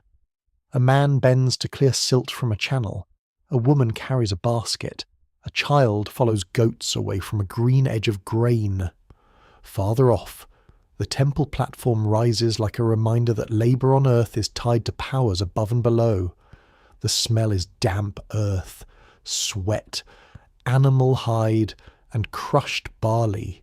In daylight, the human role seems clear. The body works. The hands lift, pull, grind, dig, weave, pour, and carry. The back aches. The shoulders burn. The stomach asks for food. The city survives because thousands of small tasks are repeated until they become the rhythm of life. Ancient Mesopotamian administration recorded this world with astonishing care. Tablets count rations, workers, animals, fields, tools, jars, beer, wool, and grain. Writing itself grew partly from the need to manage labour and resources. Human effort became marks in clay. But dreams do not work that way. A dream does not carry bricks. It does not clear canals. It does not bow at the proper hour. It does not remain inside the economic order that daylight understands. In dreams, the labourer may become a king. The servant may enter a divine hall. The old may become young. The dead may ask questions. The city may be empty, flooded, shining, or rebuilt in impossible stone. The body lies still, yet the inner person moves freely. This creates a quiet contradiction. If humans were imagined as created or appointed to serve the gods through labour, why did they also possess a nightly realm where service could dissolve? Why did the mind make worlds that no temple administrator could count? Why could a person made for work see images of judgment, memory, warning, desire, or freedom while doing nothing at all? Some have wondered whether this contradiction is one of the reasons dreams became spiritually charged. The sleeping mind suggested that humans were more than tools of labour, more than bodies in fields, more than mouths receiving rations, more than names on tablets. A person could be poor, powerless, exhausted, and still dream in symbols larger than the city. That fact alone may have felt like a mystery. The curious fringe idea deepens here. In some modern interpretations, human dreams are imagined as the leftover trace of something the gods could not entirely remove or control. Perhaps humans were shaped for service, yet carried within themselves a spark of unsupervised imagination. Perhaps dreams were the part of humanity that refused to become only function. This is not an ancient doctrine plainly written in Sumerian texts. It is a poetic reading, a modern wondering built around older themes of creation, labour, divine order, and the unpredictable inner life. Still, the thought has emotional force. You picture a worker returning home after a day under the sun. His palms are cracked from reed and mud. His tunic smells of sweat and canal water. He eats barley bread, onions, and beer thick with grain. He says little. The day has used most of his words. When darkness comes, he lies down among his family, and the body that served all day finally stops. Then the dream begins. He stands in a city made of cool blue stone. No one shouts. No one counts his work. No one demands a basket be filled. A river runs through the air above him, clear and silent. At the river's edge stands a figure who is not a king, not a priest, not anyone he knows. The figure gives him a tablet, but the signs move like water and cannot be read. He wakes before dawn. The room's still dark, his body still sore, but something in him has been touched by a world that did not ask him to labour. What would such a dream mean? A formal interpreter might search for omens, a family member might say it was only tiredness, a priest might recommend an offering, a modern psychologist might speak of stress, longing, or the mind reshaping daily burden into symbolic release. A storyteller might wonder whether the dream preserved the human refusal to be reduced to duty. The uncertainty is the point. Ancient creation stories do not give a complete psychology of the dreamer. Administrative tablets record labour, but not inner rebellion. Hymns praise divine order, but not every private fear beneath it. Myths explain human place in the cosmos. Yet the experience of sleep remains intimate, unstable, and difficult to govern. In this sense, dreams may have quietly expanded humanity's role. By day, humans serve the gods through offerings, temple care, farming, building, and maintaining the order of the city. By night, they became receivers of images. They entered a symbolic world where the gods might speak, the dead might appear, danger might announce itself, and hidden emotion might take form. They were not only workers in the divine economy, they were witnesses. A witness is different from a servant. A servant performs a task. A witness sees. A witness remembers. A witness may carry a message. A witness may say what others did not see. If dreams made human beings witnesses to hidden regions, then they introduced a subtle power into the relationship between gods and people. The dreamer could wake and speak. The dreamer could disturb the morning with an image. The dreamer could bring the unseen into the social world. Perhaps this is one reason rulers and temples took dreams seriously when they touched matters of power. A royal dream could strengthen authority, but it could also trouble it. A dream of divine approval could support a king. A dream of divine anger could unsettle him.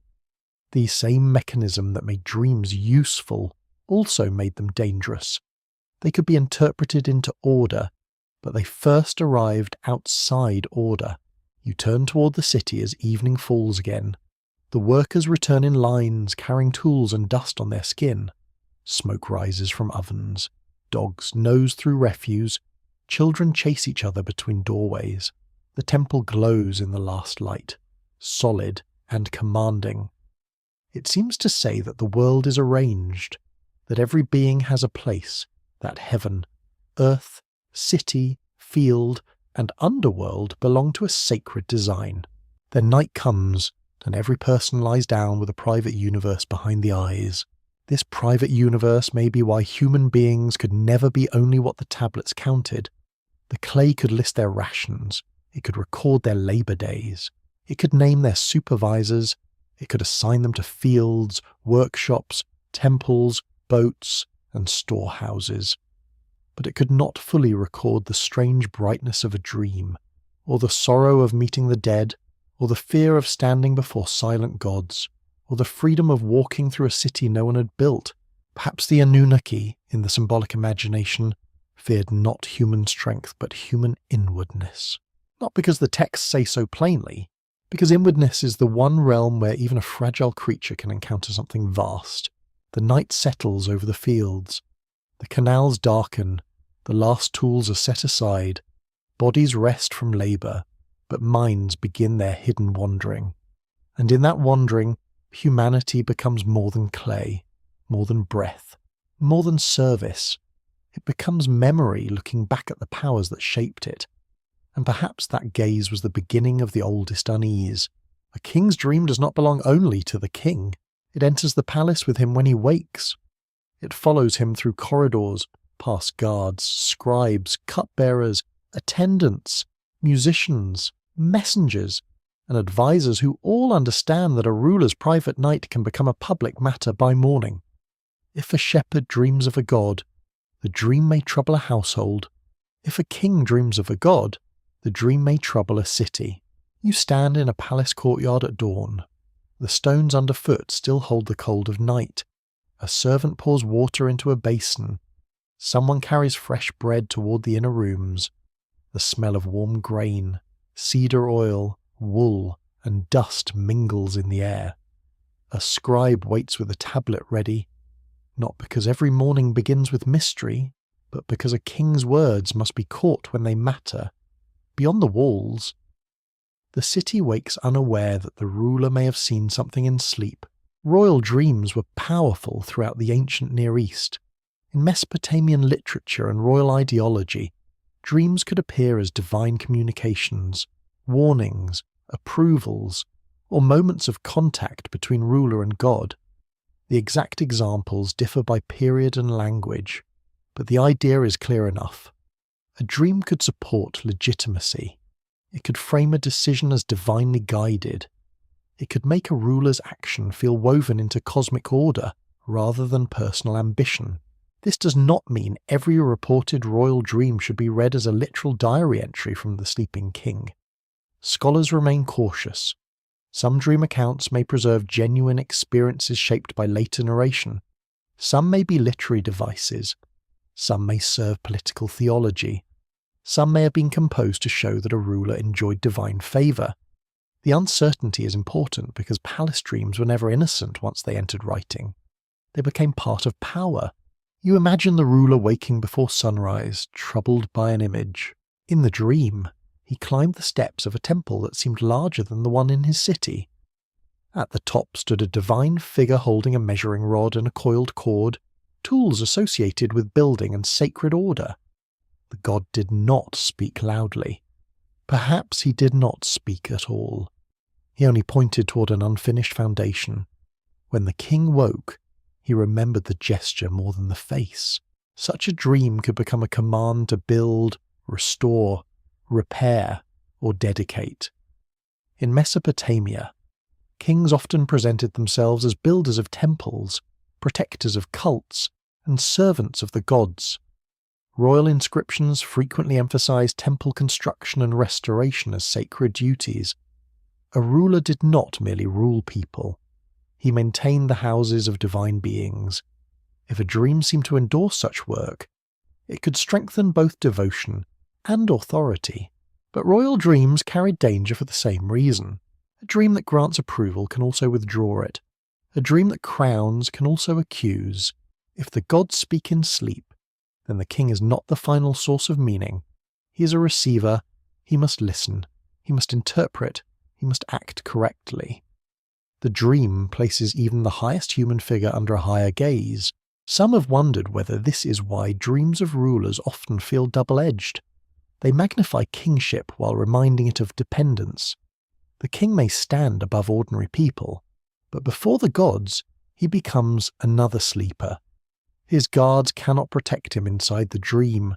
His walls cannot prevent a divine message from entering. His title cannot stop a vision of defeat, judgment, or warning from forming behind closed eyes. In this gentle speculative reading, the Anunnaki's connection to the sleeping mind becomes even more charged. If these grave powers represented hidden decree, underworld authority, or cosmic judgment in parts of Mesopotamian imagination, then a royal dream touched by such forces would not be decorative. It would feel like the machinery behind kingship had turned its face toward the king. Power would be reminded that it is borrowed.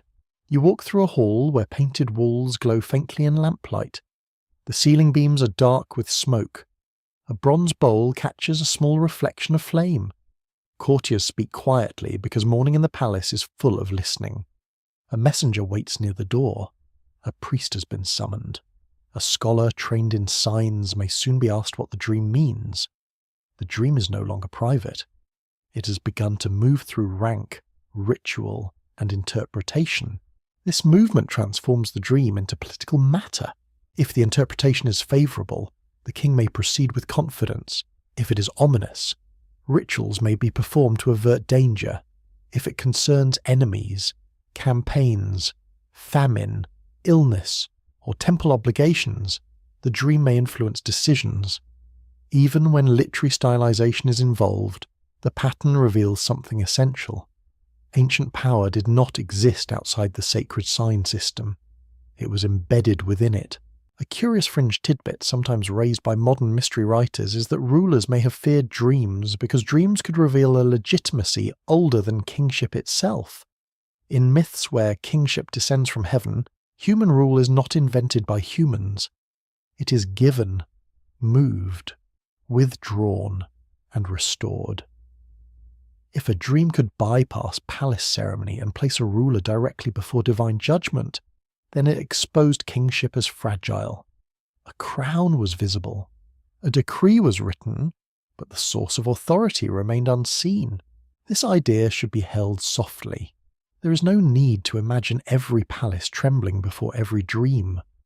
Rulers could use dreams to strengthen their authority as much as fear them. Still, the symbolic tension is real. A king's dream could become a bridge between personal experience and public order.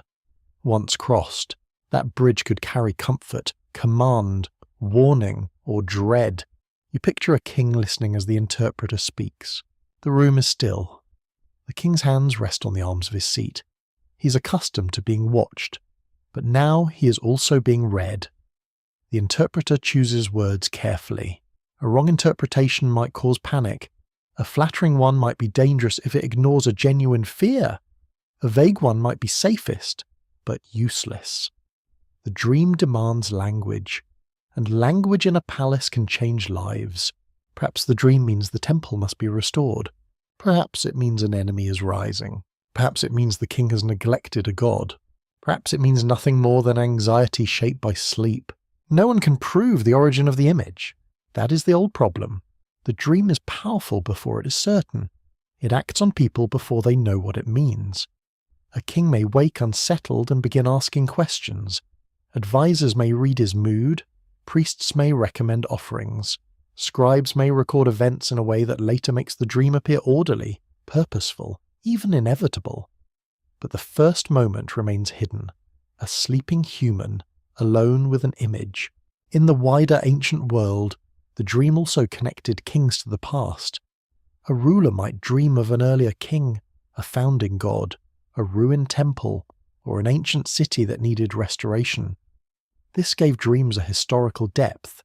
They could make the present feel accountable to ancestors and divine origins. A dream might say, in effect, that the forgotten past still has claims upon the living. That is why royal dreams can feel like doorways into time. The king is not only ruling the present, he is standing inside a chain of memory, obligation, myth, and expectation. Behind him are earlier rulers, above him are gods, beneath him are the dead. Around him are scribes who will decide how much of his night survives. You step out of the palace and into the open street.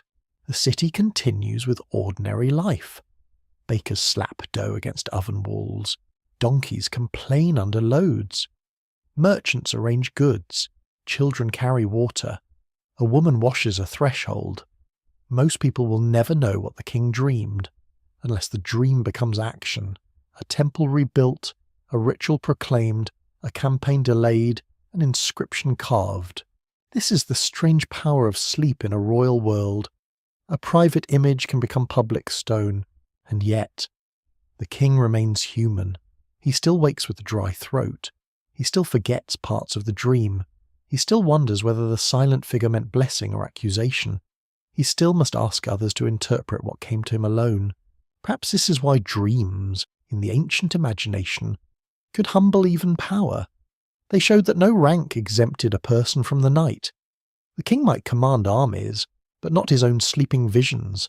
He might order canals dug, but not decide which dead face appeared before dawn. He might build temples, but not guarantee that a god would speak kindly from within the dark. The palace grows bright under the rising sun. The dream begins to harden into policy, ritual, rumour, or inscription. But somewhere behind all of that, there remains the softer truth. A ruler closed his eyes, crossed the same hidden threshold as the poorest labourer, and returned carrying an image he did not create by command.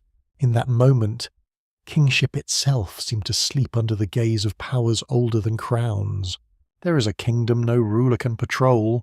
It has no wall line, no watchtower, no canal gate, no tax register, no road where soldiers can stand. It does not appear on boundary stones or in lists of conquered cities. No king can send inspectors through it. No priest can close it at sunset. No scribe can count how many enter. Yet every night, when bodies grow still and houses darken, this kingdom opens quietly inside ordinary people. You know it as the dream. In Mesopotamian cities, control mattered because survival depended on order. Water had to be directed through canals. Grain had to be stored and distributed. Labour had to be assigned. Offerings had to be prepared. Rituals had to be performed correctly. Walls had to be maintained. Records had to be kept. A city was not only a crowd of people, it was a system of timing, obligation, and supervision, balanced against flood, drought, hunger, illness, enemies, and divine displeasure.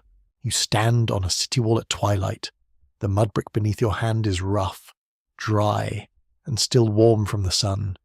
Below, the settlement folds inward for the night. A gatekeeper speaks to a late arriving traveller. A donkey is led into a courtyard. Someone closes a reed door with a soft scrape. Smoke rises from ovens and hangs above the houses like a low veil. The canal outside the wall reflects a narrow band of red sky. Everything visible can be guarded, but not the sleeper. This is the strange political and spiritual problem of dreams. A person may obey by day, yet wander freely by night. A servant may bow in the courtyard, then dream of refusing. A priest may perform ritual with perfect discipline, then dream of impurity. A king may command the city, then dream of losing his crown. A grieving mother may appear calm before others, then dream of walking with the dead. The dream does not ask permission from social rank. Mainstream Mesopotamian history shows a world deeply invested in structure. Temples organised resources and ritual life. Palaces developed administrative power. Scribes recorded transactions, laws, offerings, workers, and property. Legal documents could define obligations with impressive precision.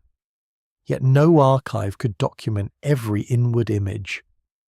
The administrative genius of Mesopotamia stopped at the eyelids. That limit may have felt unsettling.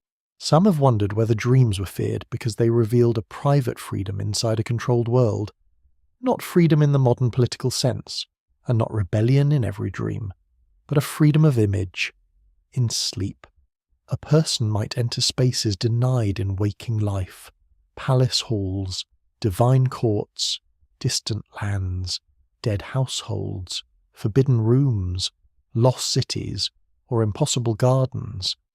The dreamer could cross class, gender, age, and status boundaries without moving from a mat. This is an interpretive possibility, not a settled conclusion. The records do not let you hear every dreamer's inner voice. They mostly preserve dreams when they became useful to literature, ritual, kingship, omen science, or learned tradition. The open question is how ordinary people understood their private dreams when no authority interpreted them. Did they feel freedom, fear, guilt, comfort, or simple confusion? The answer may have changed from person to person, and perhaps from dream to dream. Still, you can feel the unease in the idea itself. An unruled vision is not always violent. Often it is quiet. A girl dreams of walking alone beyond the fields at night without fear. A labourer dreams of eating at a table covered with fruit he has never tasted. A widow dreams of hearing her husband laugh in the courtyard again. A prisoner dreams that the door is open and no guard notices. A king dreams that he is nameless, barefoot, and no one obeys him. Each dream loosens the daylight world. Ancient interpreters could tighten it again by giving meaning, ritual, or warning. But for the first few moments after waking, before explanation arrives, the dream belongs only to the dreamer. That moment is delicate. It is the pause between inner experience and social order. A person sits up in darkness, holding an image that has not yet been judged, corrected, dismissed, or absorbed into tradition. Perhaps this pause was the most dangerous place of all. The curious fringe thought here is that the Anunnaki, imagined as beings of decree and deep order, may have represented the very powers that dislike such pauses. Not disliked in a human emotional sense, with panic or irritation, but resisted them as gaps in the system. If the cosmos depended on hierarchy, offerings, names, roles, and destinies, then a dream without interpretation was an unsorted fragment of possibility. It had not yet been placed. You descend from the city wall and move into a sleeping quarter. The street is narrow. A clay drain runs along one side. The smell of ash, wool, old straw, and cooling mud fills the air. Through one open doorway, you see a family sleeping close together. Through another, a man sits awake, rubbing his eyes. He has dreamed something he does not want to tell. This too matters. Not every dream enters the official world. Some remain hidden because they are shameful, tender, confusing, or dangerous. A person might keep silent about dreaming of another lover, a dead enemy, a god's anger, a stolen object, a forbidden desire, or a sign that might alarm the household. Such dreams create inward rooms that society cannot easily inspect. The person carries them privately, perhaps for a day, perhaps for years. Modern readers often assume ancient people had little privacy because households were crowded and communities close. But inward privacy has always existed. Even when bodies sleep together in one room, the dream remains solitary. Even when life is governed by kinship, labour, ritual, and law, the interior image can remain hidden. That hiddenness may be why dreams were both useful and troublesome to authority. When spoken, they could be interpreted. When recorded, they could be organised. When attached to a king, they could legitimise action. When attached to ritual, they could be answered. But when kept within, they remained ungoverned. You imagine a potter who dreams of a goddess standing beside his kiln. In the dream, she says nothing. She only lifts a wet bowl, and the bowl contains a tiny moon. He wakes and tells no one. All day he shapes clay, but his hands move more slowly. He looks at each bowl differently. Perhaps the dream changes nothing visible. Perhaps it changes the way he understands his work. No temple knows. No tablet records it. No king cares. Yet his inner world has shifted. This is how unruled visions may alter life without becoming history. The scholarly debate touches the limits of evidence. Historians can study formal dream omens, literary dream scenes, and ritual texts, but the silent dreams that never entered institutions are lost. Archaeology can show houses and tools, but not the private image that made a potter pause. The absence is not proof of anything dramatic, but it is a reminder that human experience always exceeds records. In sleep, even the most ordered civilization becomes porous. The city may arrange water, grain, walls, labour, law, and ritual, but the dreaming mind arranges fear, memory, desire, and mystery in its own unstable way. It draws from the same world, reeds, rivers, temples, graves, stars, animals, doors, clay, and fire, then reshapes them into messages no one fully authored. Night grows deeper, the gate is closed. The watchman leans against the wall, the palace lamps burn low, the temple rests under stars. Around the city, fields lie dark and canals move unseen. Inside the houses, the unruled kingdom opens again. No army enters it, no tax is collected there, no decree reaches every corner. The poor, the powerful, the guilty, the innocent, the young, and the old all cross its border without passport or ritual. And perhaps that is why dreams could never be entirely safe in a world built on order. They belong to everyone, and for a few silent hours no one could command them. Midnight in Mesopotamia has weight. It is not only darkness. It is the hour when heat finally leaves the bricks, when dogs stop barking, when the last voices fall away, and when the world seems to sink a little closer to the earth beneath it. You can feel the change in the air. The city no longer expands outward with work, trade, ritual, and noise. It contracts into rooms, mats, courtyards, breath, and sleep. And beneath that sleep, the underworld waits, not as a fiery place of punishment, not in the later sense many people imagine, but as a shadowed continuation beneath life. In Mesopotamian thought, the land of the dead was often pictured as dim, dusty, and remote from the brightness of ordinary living. The dead existed in a reduced condition. They could be remembered, fed, neglected, feared, or honoured. Their condition depended, in part, on how the living treated them. Family memory mattered, offerings mattered, burial mattered. You're standing in a house where the floor is packed clay and the roof above is flat under the stars. A small lamp has burned out, leaving only a red thread of heat at the wick. The air smells of old smoke, sleeping bodies, reed matting, and the faint mineral coolness that rises from the ground after midnight. Somewhere under or near houses like this, in some Mesopotamian contexts, the dead could be buried close to the living. Ancestors were not always far away in separate landscapes. The household and the grave could remain bound together. That nearness changes the feeling of dreams. If the dead are remembered near the family, if offerings are poured and names are spoken, then a dream of the dead may not feel like fantasy alone. It may feel like contact. A father asking for water, a grandmother sitting beside the hearth, a lost child standing in the courtyard with dust on their feet. The dreamer wakes with an ache that is both grief and obligation.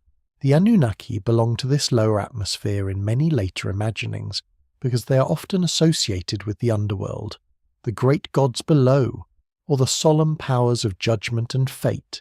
Their exact number, identity, and function vary from text to text. In some traditions, they are contrasted or paired with other divine groups. In others, their presence is more general, like a name for great powers whose authority is felt more than described. Scholars continue to debate the development of the term and how older Sumerian meanings shifted in Akkadian and later traditions. But the mood remains useful. The Anunnaki feel like gods of places where human speech becomes quiet. You imagine a dream where the sleeper walks down steps made not of stone, but of hardened clay. Each step is damp. The walls are marked with signs that cannot be read because the light comes from behind the dreamer, never ahead. At the bottom is a chamber full of bowls, each bowl containing dust. A voice says the name of someone dead. The sleeper turns, but no one is there. Such a dream would not need violence to be frightening. Its fear comes from recognition. The underworld in Mesopotamian imagination often carries that feeling, not the shock of monsters, but the heaviness of permanence. The dead have crossed a threshold the living cannot cross and return from at will. Dreams seem to blur that rule, allowing brief meetings that comfort and disturb at the same time. A curious fringe idea suggests that human dreams may have unsettled divine powers, because dreams allowed living people to trespass into realms assigned to the dead, the gods, or the keepers of fate. In waking life, descent to the underworld belongs to mythic narratives, rituals, death, or extraordinary divine journeys. In sleep, however, an ordinary person might see underground halls, dead relatives, gates, judges, or landscapes of dust. Perhaps dreamers were frightening because they crossed symbolically into guarded territory without dying. This must remain an interpretation, not a claim. The evidence does not say that Mesopotamian gods feared dream trespass in a literal way, but ancient stories do show deep concern with boundaries. The boundary of the city, the boundary of the temple, the boundary between clean and unclean, the boundary between human and divine, the boundary between the living and the dead. Dreams are troubling because they pass through boundaries without leaving footprints. You move through a silent street where moonlight lies thin on the mud walls. A doorway is half open. Inside, an old woman sleeps and dreams of her brother, who died before the harvest. In the dream, he stands beside a canal that has no reflection. He looks hungry. He does not accuse her, but his silence is worse than accusation. She wakes before dawn and decides to pour water, speak his name, and remember him properly. To a modern listener, this may sound like grief doing its natural work. It may be. To an ancient family, it might also be the dead asking to be restored to the circle of care. The two understandings do not need to cancel each other. Human beings have always turned emotional pain into ritual action, and ritual action back into emotional survival. The scholarly uncertainty is subtle. How much did formal literature about the underworld reflect ordinary household belief? How consistent were funerary practices across regions and social classes? Did all families imagine the dead in the same way? Did dreams of the dead require ritual response, or only certain dreams under certain conditions? The records leave many spaces open. Archaeology gives graves, offerings, and household patterns. Texts give myths, laments, rituals, and scholarly traditions. But the living grief between them is harder to recover. The underworld itself, as imagined in Mesopotamian texts, was not always morally organized in the way later traditions might expect. The dead did not necessarily receive bright reward or burning punishment according to ethical judgment alone. Their afterlife could depend on burial, remembrance, and offerings. This gives dreams of the dead a practical urgency. The dead might not appear to announce cosmic justice. They might appear because they are thirsty. That detail is humble, and because it is humble, it feels ancient. Water for the dead, bread for the dead, a name for the dead.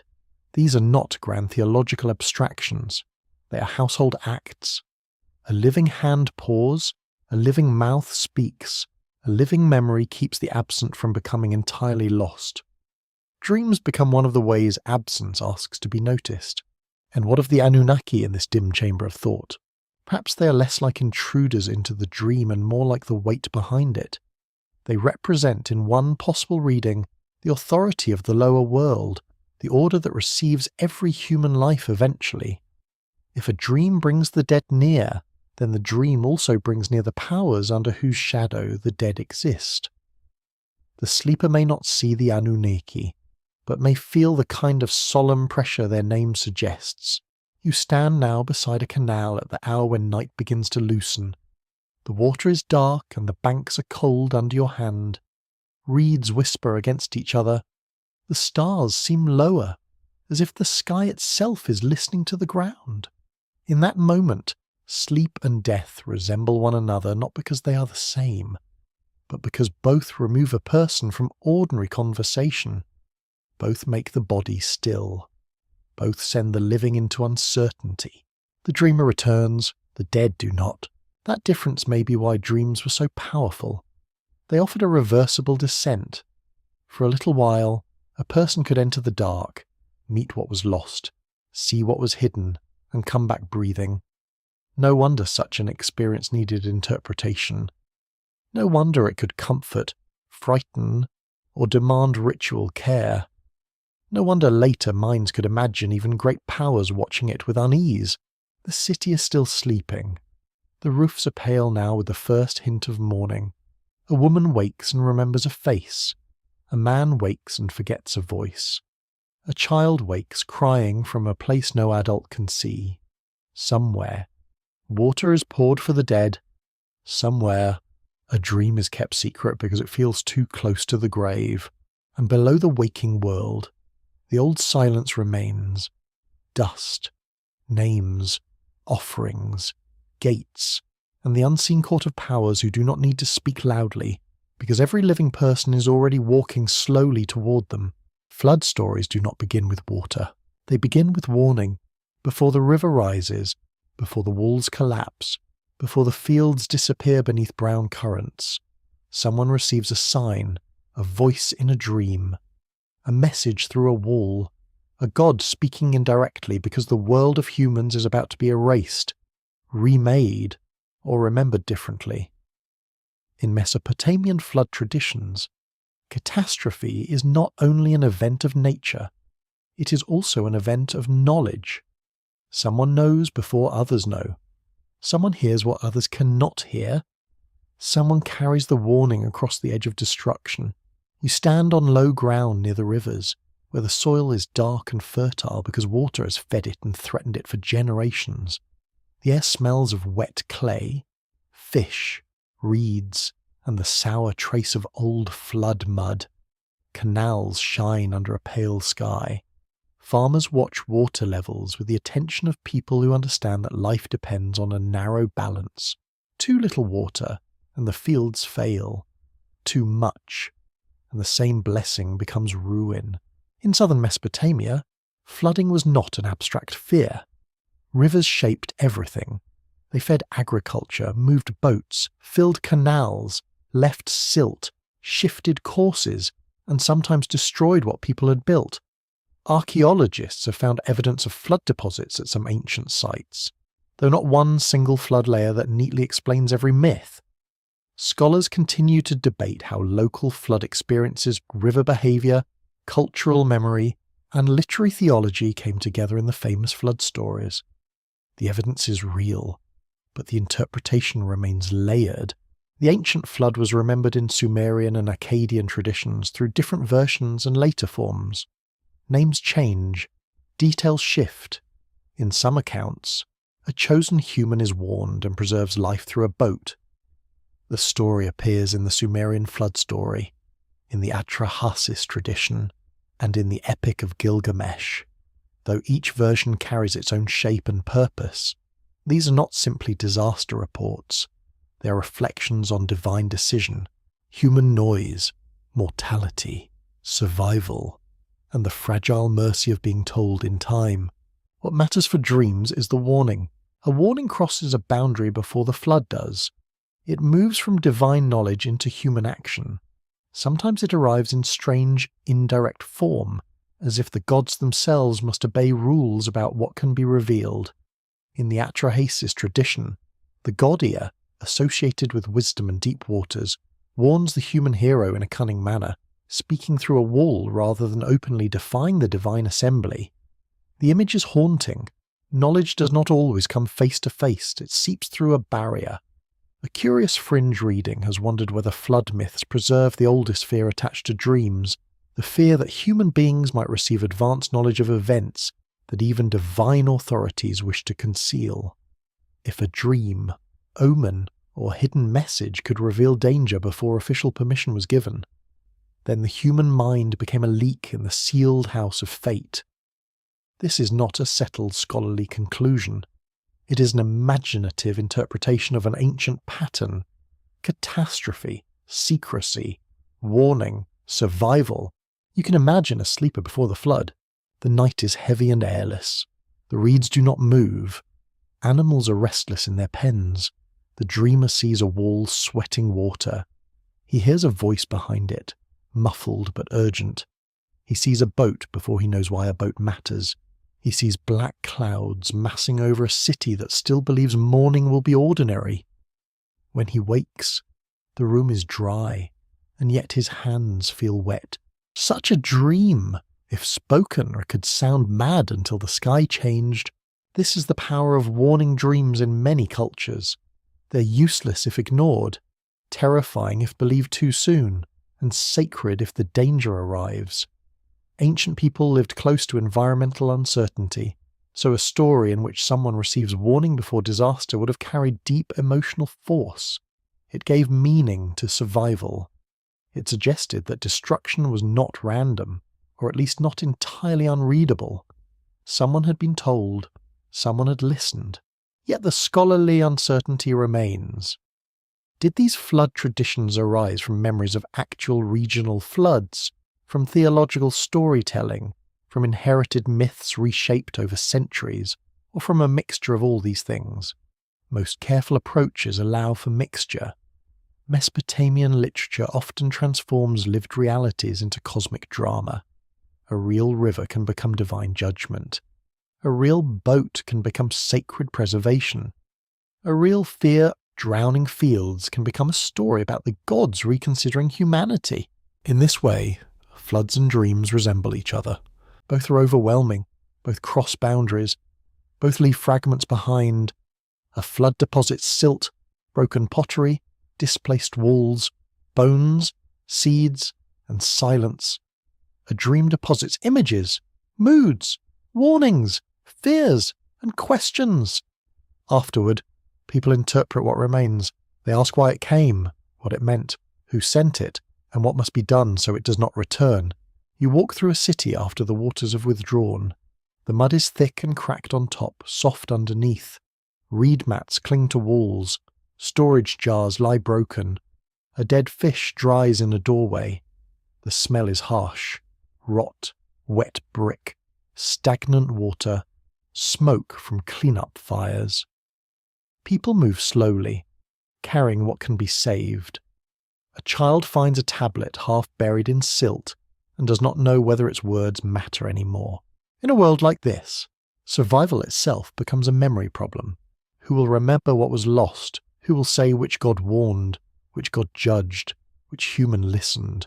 Who will rebuild the canal bank, the shrine, the house? The list of names. Catastrophe threatens not only bodies, but continuity.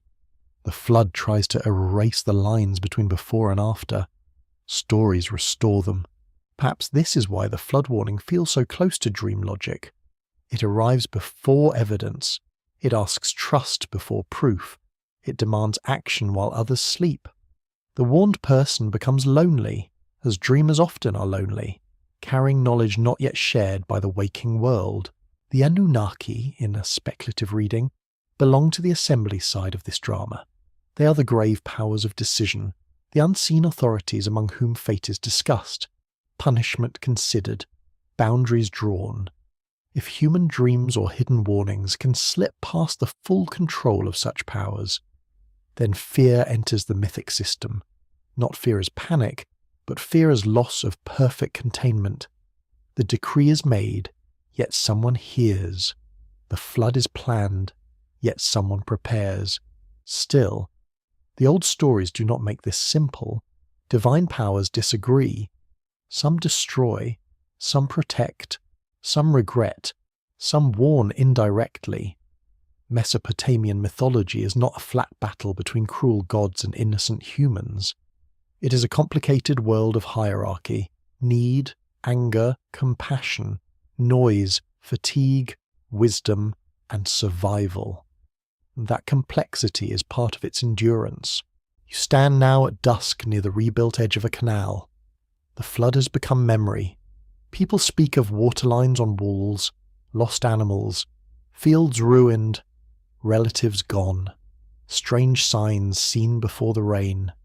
Over time, one person's memory becomes a family story. A family story becomes a city tradition. A city tradition becomes myth. The myth becomes clay. The clay breaks. The broken clay waits thousands of years for someone to ask what it means. And somewhere inside that long passage, the dream remains. A warning before water, a voice before disaster, a human mind receiving what it was not supposed to know, or what only mercy allowed it to hear. Perhaps this is why flood stories feel less like endings than crossings. They do not only tell of a world destroyed, they tell of a message that survived destruction. The river grows dark. Reeds lean over the bank. Frogs call from the shallows. The sky holds the last dull light of evening. You can feel how easily the land could vanish beneath water, how thin the human settlement seems against river, storm, and divine imagination. Yet the sleeper hears, the sleeper wakes, the sleeper remembers enough to build. A library of clay does not whisper until someone breaks the silence around it. For centuries, tablets can lie under collapsed walls, buried in dust, sealed beneath layers of ruin, while cities rise, fall, and become mounds. Rain hardens the ground above them. Roots press near them. Insects pass through cracks. Generations walk over them without knowing that beneath their feet, old words are still waiting in darkness. You enter a scribal room in your imagination, not at the moment of discovery, but at the moment of copying. Shelves line the walls. Baskets hold tablets grouped by theme, size, or tradition. Some are school exercises, still clumsy with student marks. Others are careful copies of older compositions. The room smells of damp clay, reed, lamp smoke, dust, and the faint bitterness of old wood. A scribe sits cross-legged, leaning over a tablet with the patient stillness of someone who knows that one wrong sign can bend a sentence away from its inherited shape. This is where the night becomes organized. Dreams, omens, rituals, myths, lists, incantations, and prayers pass through scribal hands. Not all at once, and not in one place, and not under one simple authority, but across centuries of learned practice. Ancient Mesopotamia developed a remarkable scholarly tradition, especially in later Babylonian and Assyrian periods, where knowledge was copied, arranged, commented on, and preserved. Libraries and archives did not hold only stories. They held systems for reading the world. To modernize, an omen collection may seem strange, but to the ancient scholar it could be a map of possibility. If a certain sign appears, a certain outcome may follow. If a dreamer sees this image, danger may come. If the dreamer sees another, prosperity may come. These patterns do not always match modern reason, but they reveal a deep desire to make experience legible. Dreams were gathered into language so that the unknown might have edges. You stand beside the scribe as he moistens fresh clay. The surface gleams softly in lamplight. He copies from an older tablet, perhaps one already chipped and darkened. The older tablet may itself be a copy of a copy, and behind that line of copying may lie oral traditions, temple teachings, local practices, and forgotten interpretations. Each new tablet preserves and changes. Even faithful copying is not pure stillness. A sign can be updated, a phrase can be clarified, a damaged line can be guessed, a tradition can be rearranged. This is one of the great open uncertainties in studying ancient dream records. When a tablet preserves a dream omen or a mythic dream scene, how old is the idea behind it? Does the surviving tablet reflect the belief of its own period, or an older inherited belief, or both? Did scribes copy because they practiced these interpretations daily, because they studied them as scholarly heritage, or because the text belonged to an ancient tradition worth preserving? The answer is rarely simple. A clay library is never just a storage room. It is a memory machine. It selects what survives. It gives authority to some patterns and not others. It makes private experience repeatable by turning it into formula. A dream told by one person may vanish with that person, but a dream image written into an omen series becomes part of a larger structure. It can be taught, quoted, copied, consulted, carried into another century. A curious fringe thought grows out of this process. Some have wondered whether the formal copying of dream omens was a way of enclosing the wildness of human sleep. The dream itself was unpredictable, but the tablet made it appear predictable. The image might arrive without permission, but the interpretation could be stored under human control. In this reading, the library becomes a quiet net thrown over the night. This does not mean scribes were trying to suppress dreams in some dramatic hidden way. That would be too modern and too sharp. More gently, the scribal tradition may have been doing what human cultures often do with frightening experiences, giving them categories, naming them, placing them, teaching future generations how to respond. The result is both preservation and containment. You can feel the tension in the room. Outside, night may be full of dreamers seeing rivers, gates, dead relatives, animals, gods, stars, broken jars, and impossible roads. Inside, the scribe presses those possibilities into orderly rows. His work is calm, disciplined, almost quiet enough to hear the clay drying. Yet what he copies may have begun as terror, wonder, grief, fever, or longing. The tablet calls the dream. It takes the burning image from the sleeper and turns it into a sign among signs. This is useful. It prevents panic. It allows ritual. It lets knowledge travel. But it also removes something. The trembling of the dreamer's voice disappears. The exact smell of the room at waking disappears. The shame, hope, or awe carried in the body disappears. What remains is pattern. Perhaps that is why the old records feel both revealing and distant. They tell you that dreams mattered.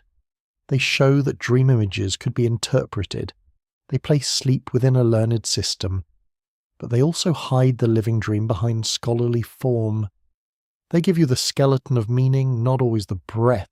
In later royal libraries, especially those associated with Assyrian scholarly culture, tablets from many traditions were collected and copied with intense care. Such collections could include omens, rituals, medical texts, lexical lists, hymns, myths, and prayers. They show a world in which knowledge was power, service, devotion, and protection. A king who possessed expert knowledge and expert scholars could appear better prepared to face the uncertain will of the gods. Dreams, then, were part of state concern as well as private fear. If a king dreamed, scholars might interpret. If omens troubled the land, rituals might be recommended. If a sign appeared dangerous, there were procedures. The library did not simply remember the past. It equipped the present against uncertainty. It gave rulers and priests tools to respond to a world imagined as full of messages. And still, no library could prevent the next dream. This is where the Anunnaki return as a pressure in the background. If they represent grave powers of hidden order, then the scribal library may be seen as humanity's small mirror of that order. The divine assembly decrees, the human scribe records. The gods hold fate, the scholars hold signs. Between them moves the dream, born in darkness, then captured briefly in clay. Some have wondered whether that capturing itself was unsettling. Once written, a dream image could outlive the dreamer. It could travel beyond the body that first saw it. It could become general, detached, almost immortal.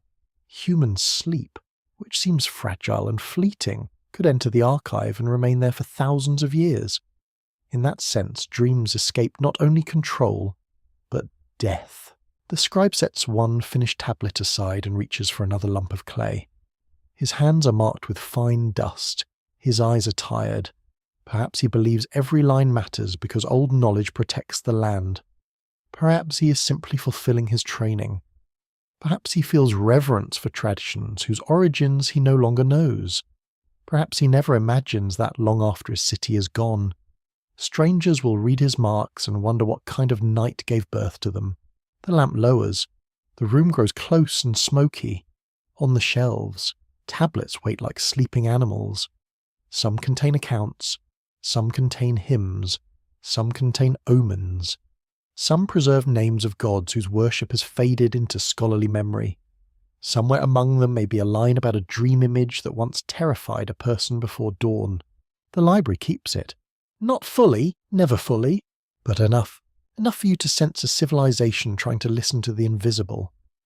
Enough to know that sleep was not empty.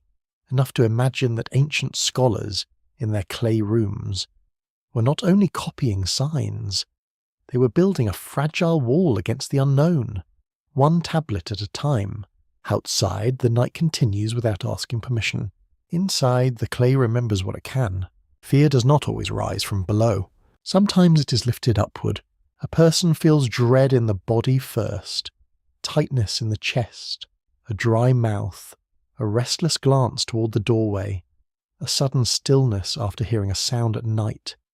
Then the mind gives the dread a shape, a spirit, a curse, a god's displeasure, a dead person unsatisfied, a demon passing too close to the house.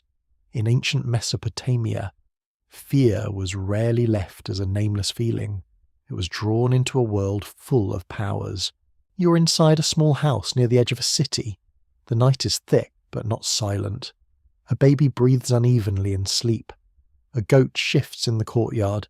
A clay jar gives off the cool smell of stored water. The reed roof creaks softly above you. On a shelf, a small protective object rests near the wall, placed there because someone believed the house needed help against forces that could not be seen directly. This is a world where anxiety has ritual form.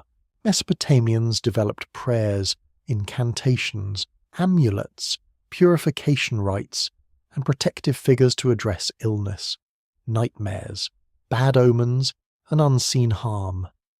Specialists could be called when danger seemed more than ordinary. The causes of suffering were not divided as modern people divide them. A fever could be physical and spiritual. A nightmare could be mental and ominous. A run of misfortune could be practical and divine. The same event could invite several kinds of response. Mainstream scholarship recognizes that Mesopotamian religion included a vast population of divine and semi-divine beings, from great gods to demons, protective spirits, ghosts, and forces linked to illness or danger. The names and roles are complex, some beings harmed, some protected, some did both depending on context, and some are difficult to classify with modern categories. The old world was crowded not because ancient people lacked intelligence, but because they lived inside uncertainty and made uncertainty visible through sacred language. Fear, when given a name, becomes addressable. If a person believes a nightmare came from an evil force, then an incantation might answer it. If a dream suggests divine anger, then an offering might soothe it. If the dead are restless, Then water and remembrance might be given. If a sign threatens the king, then ritual specialists might perform protective acts.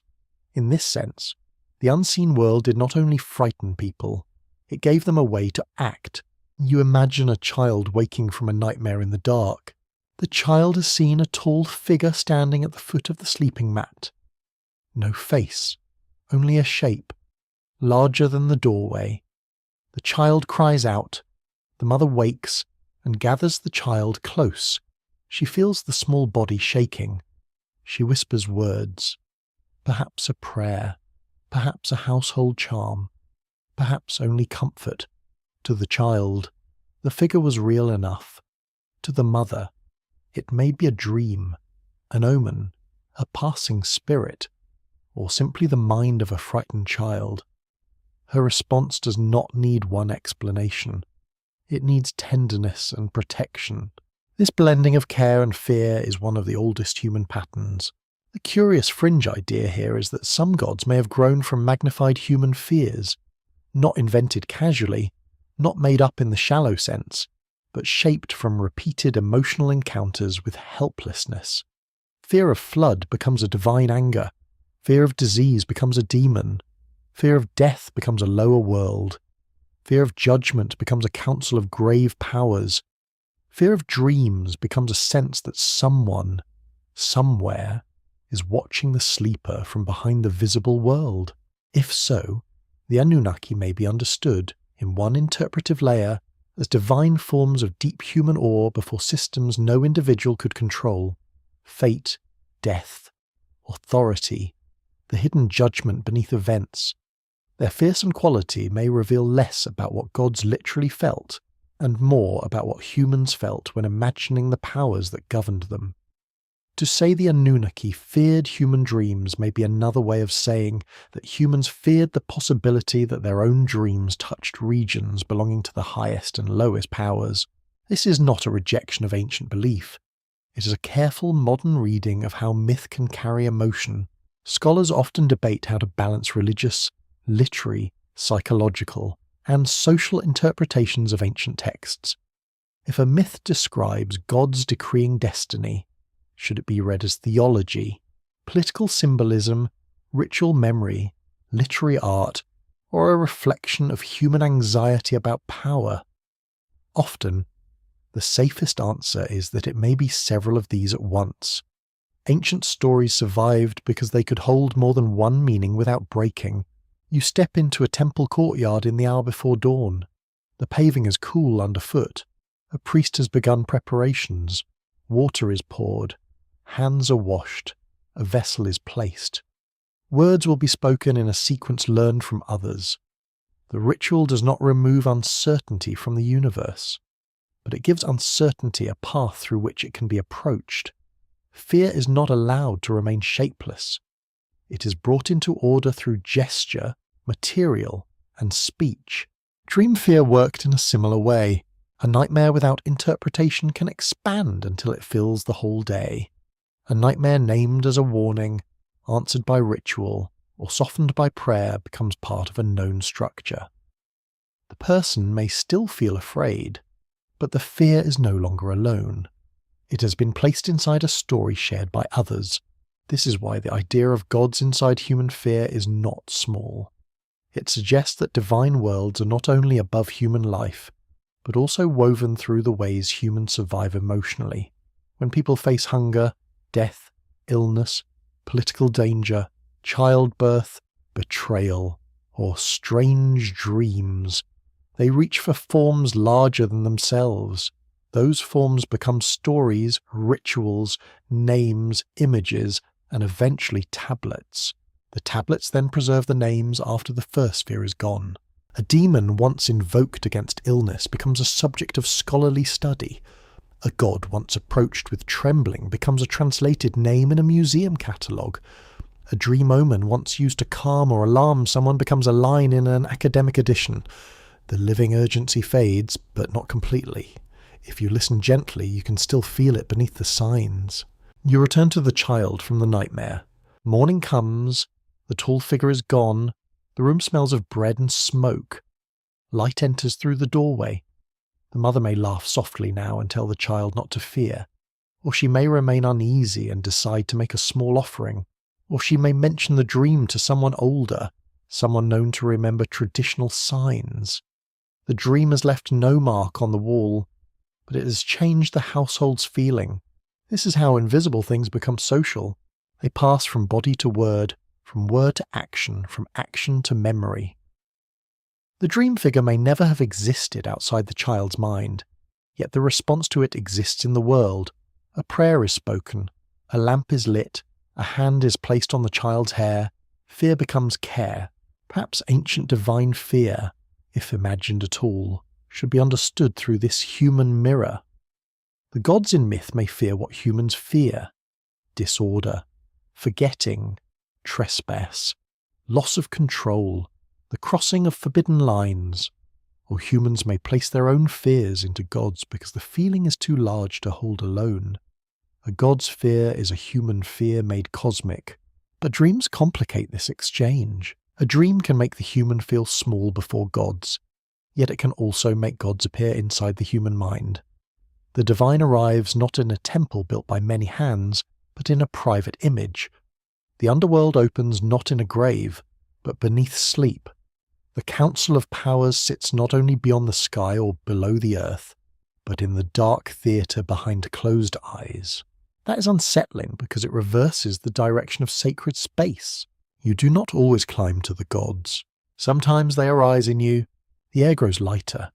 The protective object on the shelf is only clay, wood, or shaped material now. The child eats. The mother works. The city resumes its ordinary movement, yet the night has left a trace, and the trace becomes part of the household's unseen life. Some fears vanish with daylight. Some become stories. Some become rituals. Some become gods. Some become tablets. And some remain inside the dreamer, quiet but never fully gone. Perhaps that is why the ancient world gave fear so many names. A named fear could be prayed to, bargained with, resisted, interpreted, or remembered. An unnamed fear could only wait in the dark. A broken machine can still reveal its design.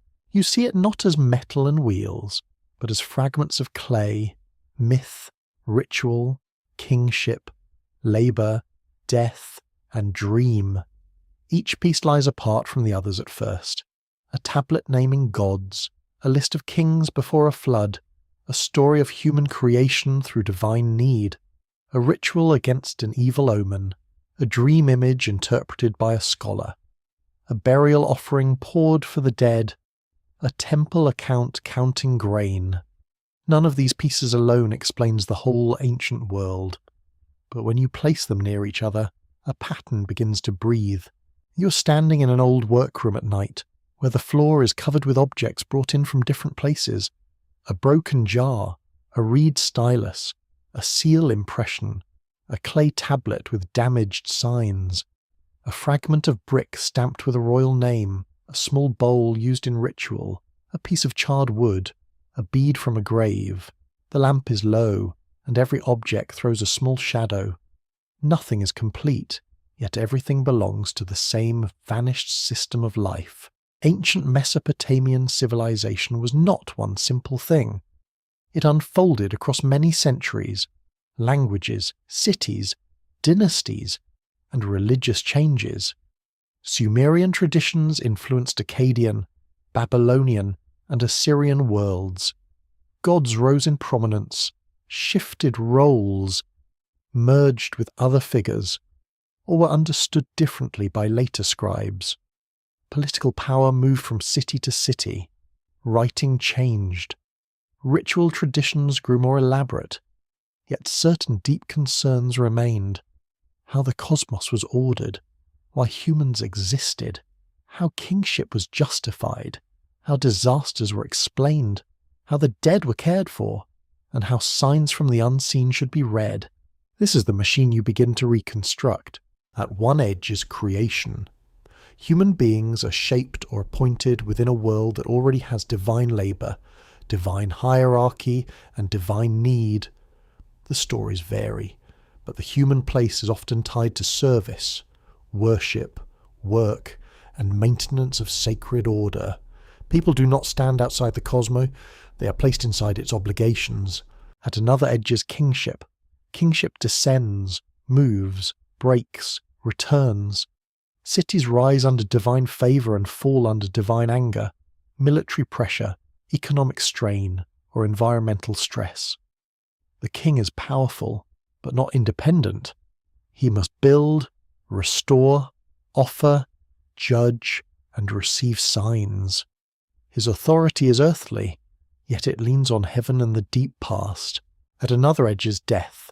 The dead remain close, especially in memory, burial, and household obligation. The underworld is not easily comforting. It is dusty, dark, and serious. To live is to move slowly toward that lower country. To remember the dead is to keep some fragile relation with those already there. And at the centre, quietly turning, is the sign. The sign may appear in the sky, in the liver of an animal, in the shape of oil on water, in the birth of a malformed creature, in a sudden illness, in a flood, in a royal dream, or in the private nightmare of a child. Mesopotamian culture developed a vast sensitivity to signs because the world was uncertain, and divine intention was not always plain. Life required reading. Dreams fit into this system because they were signs that appeared inside the human being. That made them intimate and dangerous at once. A sign in the sky could be seen by many. A sign in a dream came first to one person. It had to be remembered, spoken, interpreted, and placed. Until then, it remained a loose piece in the machine. The Anunnaki, in this reconstruction, become part of the heavy architecture behind the signs. Not the whole system, not one fixed group with one simple meaning, but grave powers associated in different traditions with divine assembly, judgment, earth, underworld, and cosmic authority. They stand in the imagination, near the mechanisms of decree. If a fate is spoken, if a boundary is guarded, if the dead are received, if hidden order presses on human life, the mood of the Anunnaki is near. A curious fringe reading asks whether human dreams disturb this divine machinery, because they seem to create unauthorized contact between parts of the system. A labourer touches royal imagery. A child sees the dead. A king hears judgment. A mourner receives a message. A sleeper enters a symbolic temple without purification. A human mind, fragile and temporary, becomes a crossing point for heaven, earth, and underworld. This is not presented as settled ancient doctrine. It is a careful reconstruction from mood, pattern, and possibility. The record is fragmentary. Scholars remain divided on many questions. How old certain traditions are, how much later copies preserve earlier belief, how dream practices varied among ordinary people, and how terms like Anunnaki changed across time. A responsible listener must keep the uncertainty intact, but uncertainty does not erase pattern. It simply softens the edges. You kneel beside the fragments in the workroom and begin placing them in a circle. A creation myth near a labour record, a king list near a royal inscription, a dream omen near a ritual tablet, a burial bowl near an underworld story, a temple account near a hymn. Slowly, the broken machine suggests movement. Humans work for gods. Kings rule by divine descent. The dead remain below and near. Signs cross the distance between visible and invisible. Scholars read the signs. Rituals answer them. Dreams carry them inward. The Anunnaki, as grave powers of order, sit somewhere in the hidden mechanism, not always visible, but felt when questions of fate, judgment, and boundary arise. Now the strange question becomes clearer. Why would such powers fear human dreams? Perhaps fear is too human a word. Perhaps the better word is unease, or disturbance, or tension. Dreams disturb the machine because they do not respect its visible arrangement. They bring the divine into the poor man's room. They bring the dead into the child's sleep. They bring warning before official announcement. They bring symbols before interpretation. They bring the hidden into the body. The machine can respond. It has interpreters, rituals, tablets, temples, offerings, omens, and learned traditions. It can take the dream and place it among known signs. It can say this image means danger. That image means blessing. This ritual turns away harm. That offering calms the dead. But it cannot prevent the dream from first appearing in silence. That first appearance is the crack in the system, and cracks are where mystery enters. You can imagine the ancient city as a vast device made of mud brick, water, labour, prayer, and memory. Canals carry water, storehouses hold grain, temples feed gods, scribes preserve accounts, kings rebuild walls, families bury and remember their dead. Everything moves in cycles, flood and planting, offering and festival, birth and death, waking and sleeping. Then night falls, and every person becomes a small unknown chamber. Inside those chambers, the machine dreams of itself. A farmer dreams of a canal overflowing with stars. A priest dreams of a god who refuses an offering. A queen dreams of a child with clay eyes. A scribe dreams that the signs on his tablet rearrange themselves into a name no one has taught him. A dying man dreams of a road lined with bowls of water. These dreams may be nothing more than minds at work in sleep. They may also be, in the old imagination, signs from the deeper system. A scholarly mind pauses here, as it should. It does not claim too much.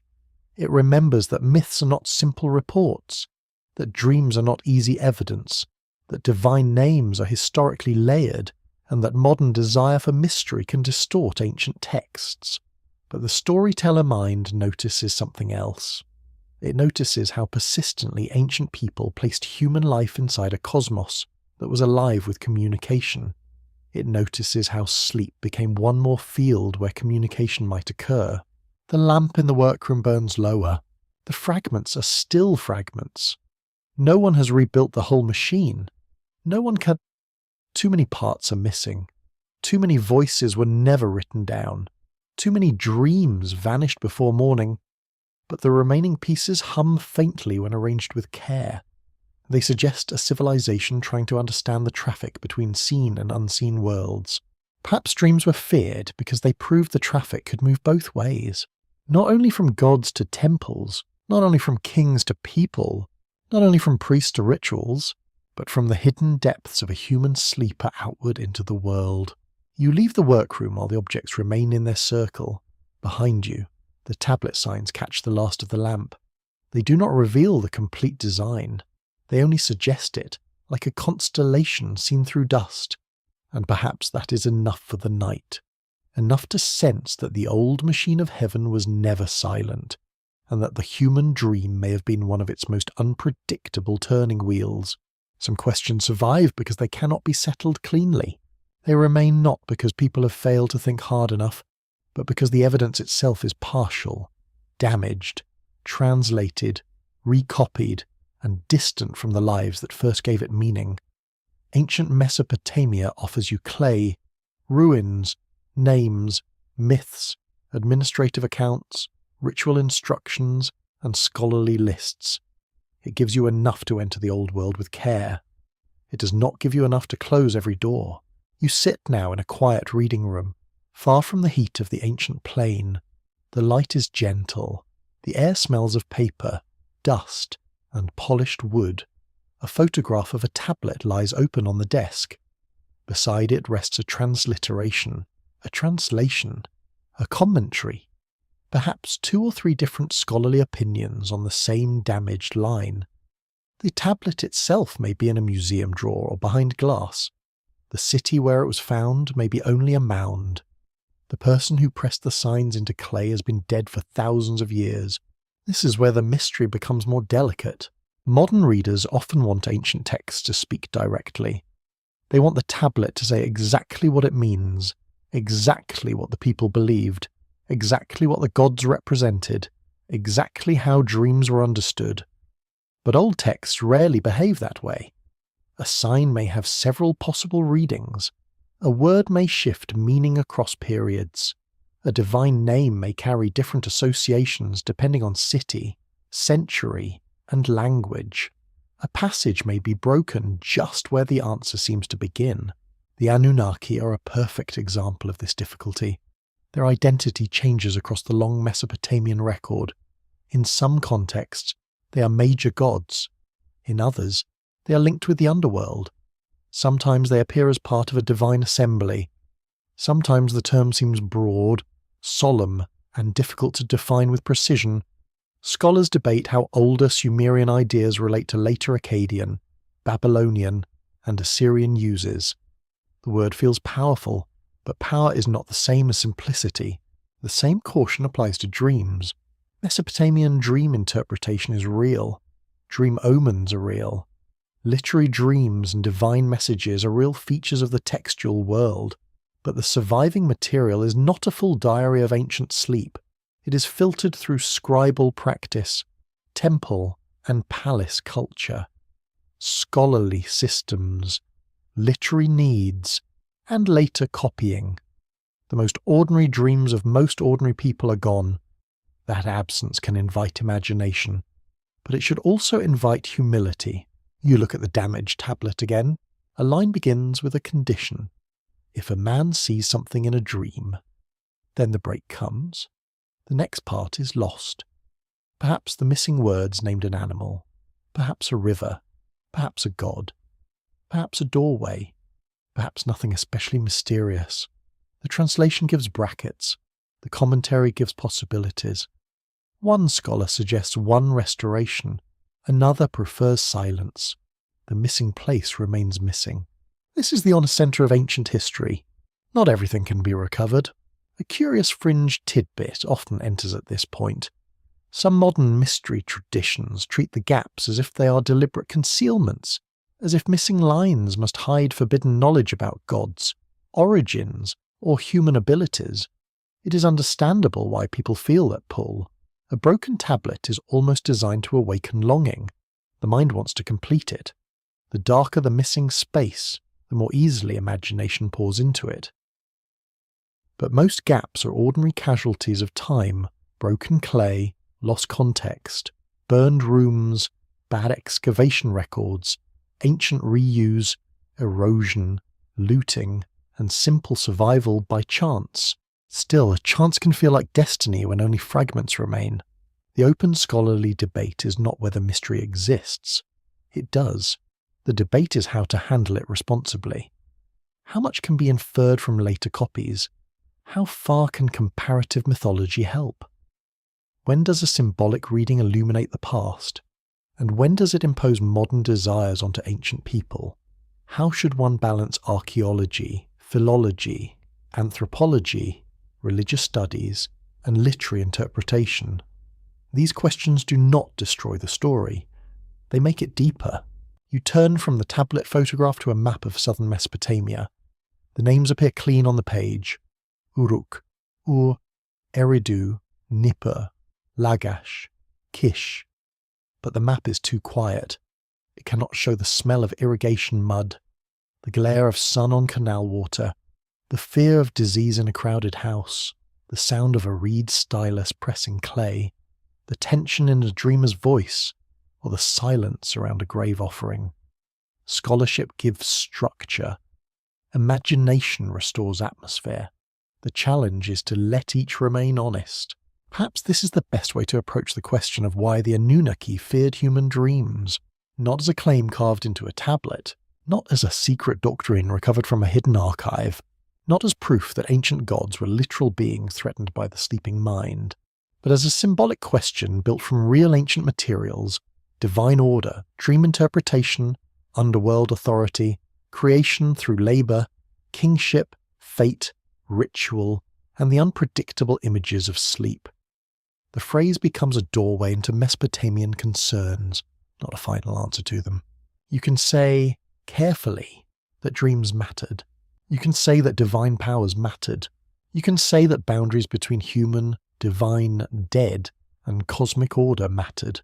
You can say that ancient people developed learned and ritual methods for handling signs. You can say that the records are incomplete. You can say that some have wondered whether dreams were unsettling because they gave ordinary humans access to images beyond ordinary control. but you cannot say that the tablets clearly announce a simple fear of dreams among the Anunnaki. That would break the quiet trust required by the ancient evidence. And trust matters. The past is already vulnerable. It cannot defend itself from modern exaggeration. It can only offer fragments, and depend on the living to handle them gently. If you turn every uncertainty into certainty, the mystery becomes louder but smaller. If you allow uncertainty to remain, the mystery becomes quieter but much wider. You sit with that wider mystery. A translator hesitates over a word. A historian compares copies. An archaeologist studies a floor layer. A museum curator preserves a damaged tablet. A student learns that ancient literature is not a puzzle box with one hidden answer, but a field of voices surviving unevenly. Each person adds patience to the chain. Patience is important because dreams themselves resist haste. If you wake and rush to explain one, it often slips away or hardens into something too simple. But if you remain still for a moment, you may feel its atmosphere. The same is true with ancient texts. You do not seize them. You sit near them. You let them remain strange. The question of human dreams and divine fear may be less about fear than about limits. The limits of kings, the limits of priests, the limits of scribes, the limits of gods as imagined by humans, the limits of scholars, the limits of modern listeners. Every system reaches an edge. The ancient city reached the edge of the marsh. The temple reached the edge of divine silence. The library reached the edge of broken clay. The interpreter reached the edge of another person's inner life. The scholar reaches the edge of evidence. And the dreamer reaches the edge of waking. At each edge, something unknown begins. You close the book gently. The reading room remains still. Outside, the modern world moves with its own rivers of traffic, electricity, messages, and noise. Yet the old tablets continue to ask for a slower kind of attention. They do not need to shout. Their damage is part of their voice. Perhaps the most honest answer is that the Anunnaki did not fear human dreams in any simple way we can prove. Perhaps humans feared what dreams revealed about the nearness of gods. Perhaps priests feared misread signs. Perhaps kings feared visions that challenged authority. Perhaps families feared the dead returning in sleep. Perhaps scholars feared disorder in a world that required interpretation. Perhaps all of these possibilities touched the same shadow from different sides. It may be that the dream was powerful because it belonged to no single explanation. It belonged to the body and the gods, to memory and omen, to grief and warning, to underworld and household, to clay records and vanished voices. The tablet remains broken. The dream remains half-remembered. The gods remain difficult to define. And between them, the question survives, calm and unsettling, like a lamp left burning in a room no one has entered for thousands of years. Perhaps the dream remained because nothing else could hold it completely. Clay could hold signs, temples could hold offerings, graves could hold bodies, palaces could hold decrees, libraries could hold lists, hymns, rituals, and omens. But a dream was different. It appeared without material, it moved without feet, it spoke without a mouth, it vanished without being destroyed. Even when written down, it left most of itself behind in the darkness where it first rose. You're back near the river at night, where the air is cooler and the reeds move softly against one another. The city is not fully visible now. Its temple platform is only a shape against the sky. A few lamps burn in courtyards. The canals are black, carrying small pieces of moonlight between the banks. Somewhere, a scribe sleeps after a day of copying. Somewhere, a priest lies still after speaking sacred words. Somewhere, a labourer rests with sore hands. Somewhere, a child dreams before knowing that dreams can frighten adults. This is the hour when all ranks become quiet. The king and the potter, the priest and the shepherd, the widow and the servant, the scribe and the child, all enter sleep through the same narrow gate. Their houses differ.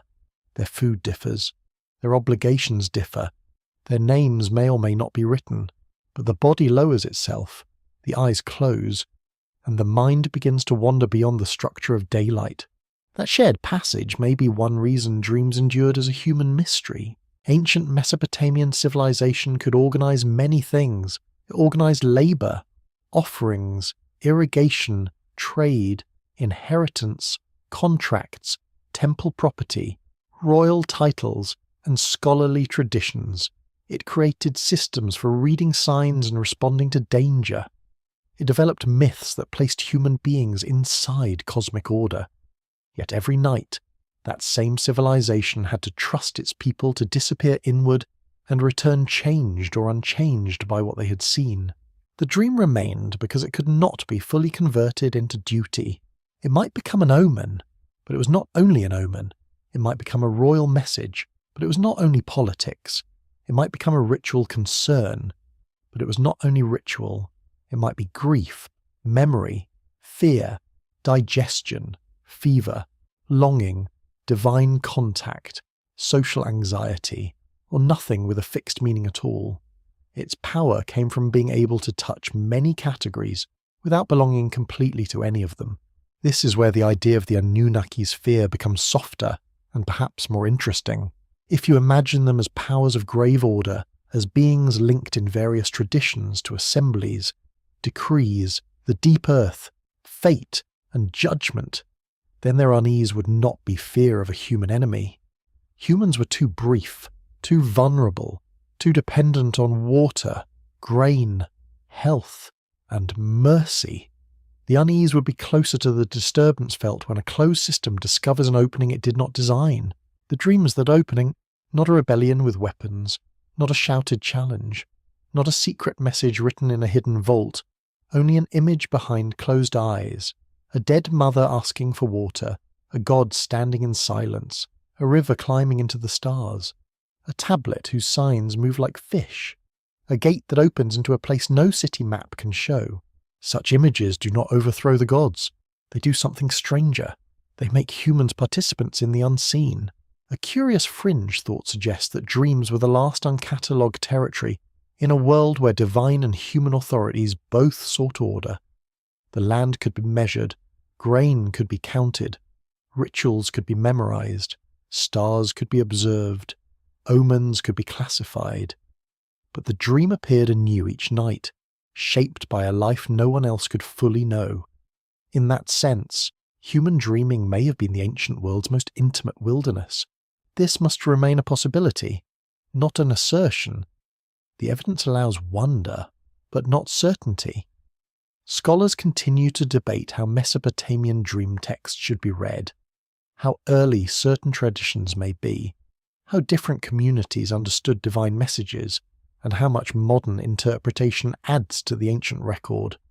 The safest path is to say that dreams clearly mattered, that they belonged to a larger system of signs, and that their private nature made them unusually difficult to contain. Yet there is a difference between containment and meaning. To contain something is to close it. To give it meaning is to live beside it. Ancient interpreters did not always try to destroy the dream's mystery. Often, they tried to make it survivable. A frightening dream could be answered with ritual. A dream of the dead could lead to remembrance. A royal dream could guide building or caution. A troubling symbol could be placed in a pattern. These acts did not erase the dream. They gave the dream a path through the waking world. You imagine a woman walking to the water before sunrise. She carries a small vessel. The city is pale and quiet. Her dream has stayed with her through the last hours of night. A doorway covered in reeds, a hand reaching through, a voice saying a name she has not heard since childhood. She does not know what it means. She may never know. But she pours water, whispers a prayer, and watches the surface tremble. The act is small, the mystery remains large. This is how human beings often live with the unknown, not by solving it, but by making a gesture toward it. A bowl of water, a spoken name, a clay sign, a copied text, a story told at night, a question left open enough for sleep to enter. Perhaps the oldest dream traditions endured because they honoured something still familiar. You do not have to live in Uruk, Eridu, Nippur, or Ur to know the feeling of waking from a dream that seems larger than ordinary thought. You do not have to believe in omen tablets to understand why someone might hesitate before dismissing a vision of the dead. You do not have to share ancient theology to feel why a silent figure in a dream can remain with you longer than a speech heard in daylight. Dreams are private, but they are also universal. That combination gives them unusual power. They belong to one person alone, yet everyone knows the doorway. They vanish quickly, yet their emotional trace can last for years. They seem unreal, yet they can change real decisions. They come from within, yet often feel as if they arrive from elsewhere. No wonder ancient people gave them sacred attention. No wonder priests, kings, scribes, families, and ritual experts all found ways to respond to them. No wonder modern readers still lean toward the broken tablets and ask whether the old gods might have felt something like unease before the human night. The river continues in darkness. Its surface gathers moonlight, breaks it, and carries it away. The reeds whisper without forming words. The temple platform watches the plain with the patience of stone and clay. Beneath the houses, the dead remain in memory. Above them, the stars look like signs no one has finished translating. And in the rooms between earth and sky are people sleep. Perhaps the dream remained because it belonged to the place where all systems soften, where labour rests, where kings lose their crowns for a few hours, where the dead return without bodies, where gods appear without temples, where the human mind, made of breath and fear and memory, opens quietly into a darkness older than writing. If there was fear in the divine world, perhaps it was not fear that humans would destroy the gods. Perhaps it was fear that humans could meet them without permission. Stillness is the last archive. Long after the voices fade, long after the lamps go out, long after the tablets are buried, broken, lifted, translated, debated, and placed beneath glass, there remains a quieter kind of record. It is not written in signs. It is not stored in temples. It is not guarded by kings. It rests in the feeling that comes when you stand before something ancient and understand that it will not give itself entirely to you. You are in the ruins at night now. The city is no longer alive in the way it once was. No bread ovens glow in the courtyards. No donkeys shift beside reed fences. No temple singers prepare their morning voices. No scribes soften clay with careful hands. The canals have changed course. The walls have fallen into mounds. The names that once carried authority have become objects of study. And the gods who once received offerings now survive in fragments, translations, and dreams of modern imagination. Yet the place is not empty. The desert air moves gently over the old ground. Dust gathers in shallow hollows. A stone rests where a wall may have stood. The night sky spreads wide above the plain, filled with the same stars that watched over farmers, priests, mothers, kings, potters, mourners, and children. You can almost feel the ancient city beneath your feet, not as a ghostly spectacle, but as pressure. Layers of human breath, layers of our skin, layers of sleep. This is where the question softens until it becomes almost wordless. Why would divine beings fear human dreams? Perhaps they would not, in any direct sense. Perhaps the phrase is only a doorway, a way of entering a much older landscape of signs, sleep, power, and uncertainty. The tablets do not hand you a clean confession from the Anunnaki. They do not say, plainly and calmly, that the great powers trembled before the sleeping mind. Such a statement would be too simple for the world that made these texts. What the records do show is more subtle. They show a civilization that treated the unseen as active. They show people who believed that gods, the dead, omens, rituals, names, offerings, and signs mattered. They show dream images entering systems of interpretation.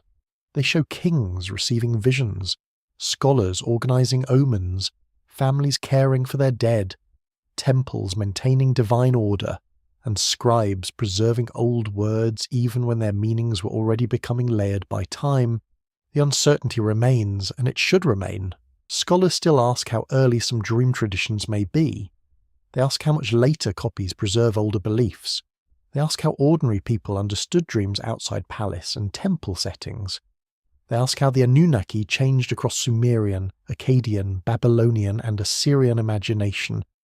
They ask whether a symbol should be read as theology, literature, ritual memory, psychology, politics, or all of these at once. A careful mind does not force these questions shut. Instead, you let them breathe. You stand among the ruins and imagine a tablet cooling in the night after a scribe has finished copying it. The clay is still marked with the small, angled wounds of writing. It contains perhaps a hymn, perhaps an omen, perhaps a name of a god, perhaps a line that later readers will puzzle over for generations. The scribe places it aside. He does not know whether it will survive. He does not know that people far away in time will bend over his signs and hear echoes of a vanished world. Nearby, someone sleeps. This sleeper may never be named. Their house may leave only a floor layer and a few objects. Their life may vanish almost completely from history. But that night, in the darkness, they dream. They see water moving beneath a door. They see a figure standing in a field of reeds. They hear a voice that seems to come from the earth and the sky at once. They wake before dawn, uncertain whether the dream was warning, memory, grief, or only the mind rearranging the day. For a moment, they are alone with it. No interpreter has touched it. No ritual has answered it. No tablet has cooled it into signs. It exists in the fragile space between image and speech, where mystery is most alive. Perhaps this is the place that no system can fully govern. Not the city, not the temple, not the palace, not even the divine assembly as humans imagined it, because a dream, before it is explained, belongs only to the one who wakes from it. That may be the quiet heart of the unease. The ancient world was full of order, sacred order, social order, cosmic order, agricultural order, scribal order. The river had to be guided, the gods had to be fed, the dead had to be remembered, the king had to rule, the signs had to be read. But each night, the human mind entered an interior wilderness where order became image, and image became possibility. A river could rise into the sky. A dead mother could speak. A king could become nameless. A labourer could hold a tablet made of stars. A child could stand before a gate no adult could see. Such dreams might be interpreted later, but their first arrival was free. This does not make humans greater than gods. It does not turn mythology into secret proof. It does not solve the Anunnaki. It simply leaves you with a gentler and more haunting thought. Perhaps the dream was powerful because it showed that even the smallest human life contained a doorway into the immeasurable. The ruins grow quieter. The stars sharpen. The air smells of dust, dry grass, old clay, and the coolness that comes before dawn. You lower your eyes to the ground and imagine the buried tablets beneath it. Some found, many still lost, some broken beyond reading, some holding words no one has spoken aloud for thousands of years. They are not asleep exactly, but they wait like sleepers, and above them the night continues. Somewhere in the old imagination, the Anunnaki remain seated in the solemn distance of myth, not fully known, not fully gone. Somewhere, the dead wait in shadow. Somewhere, a temple lamp burns in memory. Somewhere, a scribe presses one more sign into clay. Somewhere, a dream awakes and wonders whether what they saw was only within them, or whether within them was always larger than anyone had dared to say. No final answer comes, only the fading image of a city before sunrise. Its walls dim, its river dark, its sleepers turning gently beneath roofs of reed and clay. And in that stillness, the oldest mystery does not end. It closes its eyes. The night has grown soft now, and there is nothing more that needs to be solved. Let the tablets rest where they are, in museums, in storerooms, in books and photographs, in the careful hands of people who still study their broken signs. Let the old cities sink back into their quiet mounds. Let the rivers move through the dark, carrying silt, moonlight, and memory past banks of reeds. You do not need to hold every name. You do not need to remember every god, every king, every city, every theory, every uncertainty. It is enough to remember the feeling of clay beneath lamplight, the hush of a temple after sunset, the cool breath of a canal before dawn, and the strange thought that ancient people once woke from dreams with the same wonder that still visits human sleep. Perhaps that is the gentlest bridge between their world and yours. Not certainty, not proof, only the shared silence after waking. The room around you is calm, your own breath slows, the story becomes less sharp at the edges. The Anunnaki fade into distance, the scribes lower their styluses, the dream interpreters close their tablets, the dead return to their dust. The stars remain above the ancient plain, patient and unread. Somewhere, a sleeper turns over on a reed mat. Somewhere, a lamp goes out. Somewhere, a dream rises and is forgotten before morning. And that is all right. Some mysteries are not meant to be carried into daylight. Some are meant to loosen the mind gently, to make the past feel wide, to let the night deepen around you without fear. So let the old clay cool. Let the river darken. Let the unanswered question drift away with the reeds. And as sleep comes closer, imagine the first pale light touching a silent city, while beneath the earth, the tablets keep their patient dreams. End of script. Good night.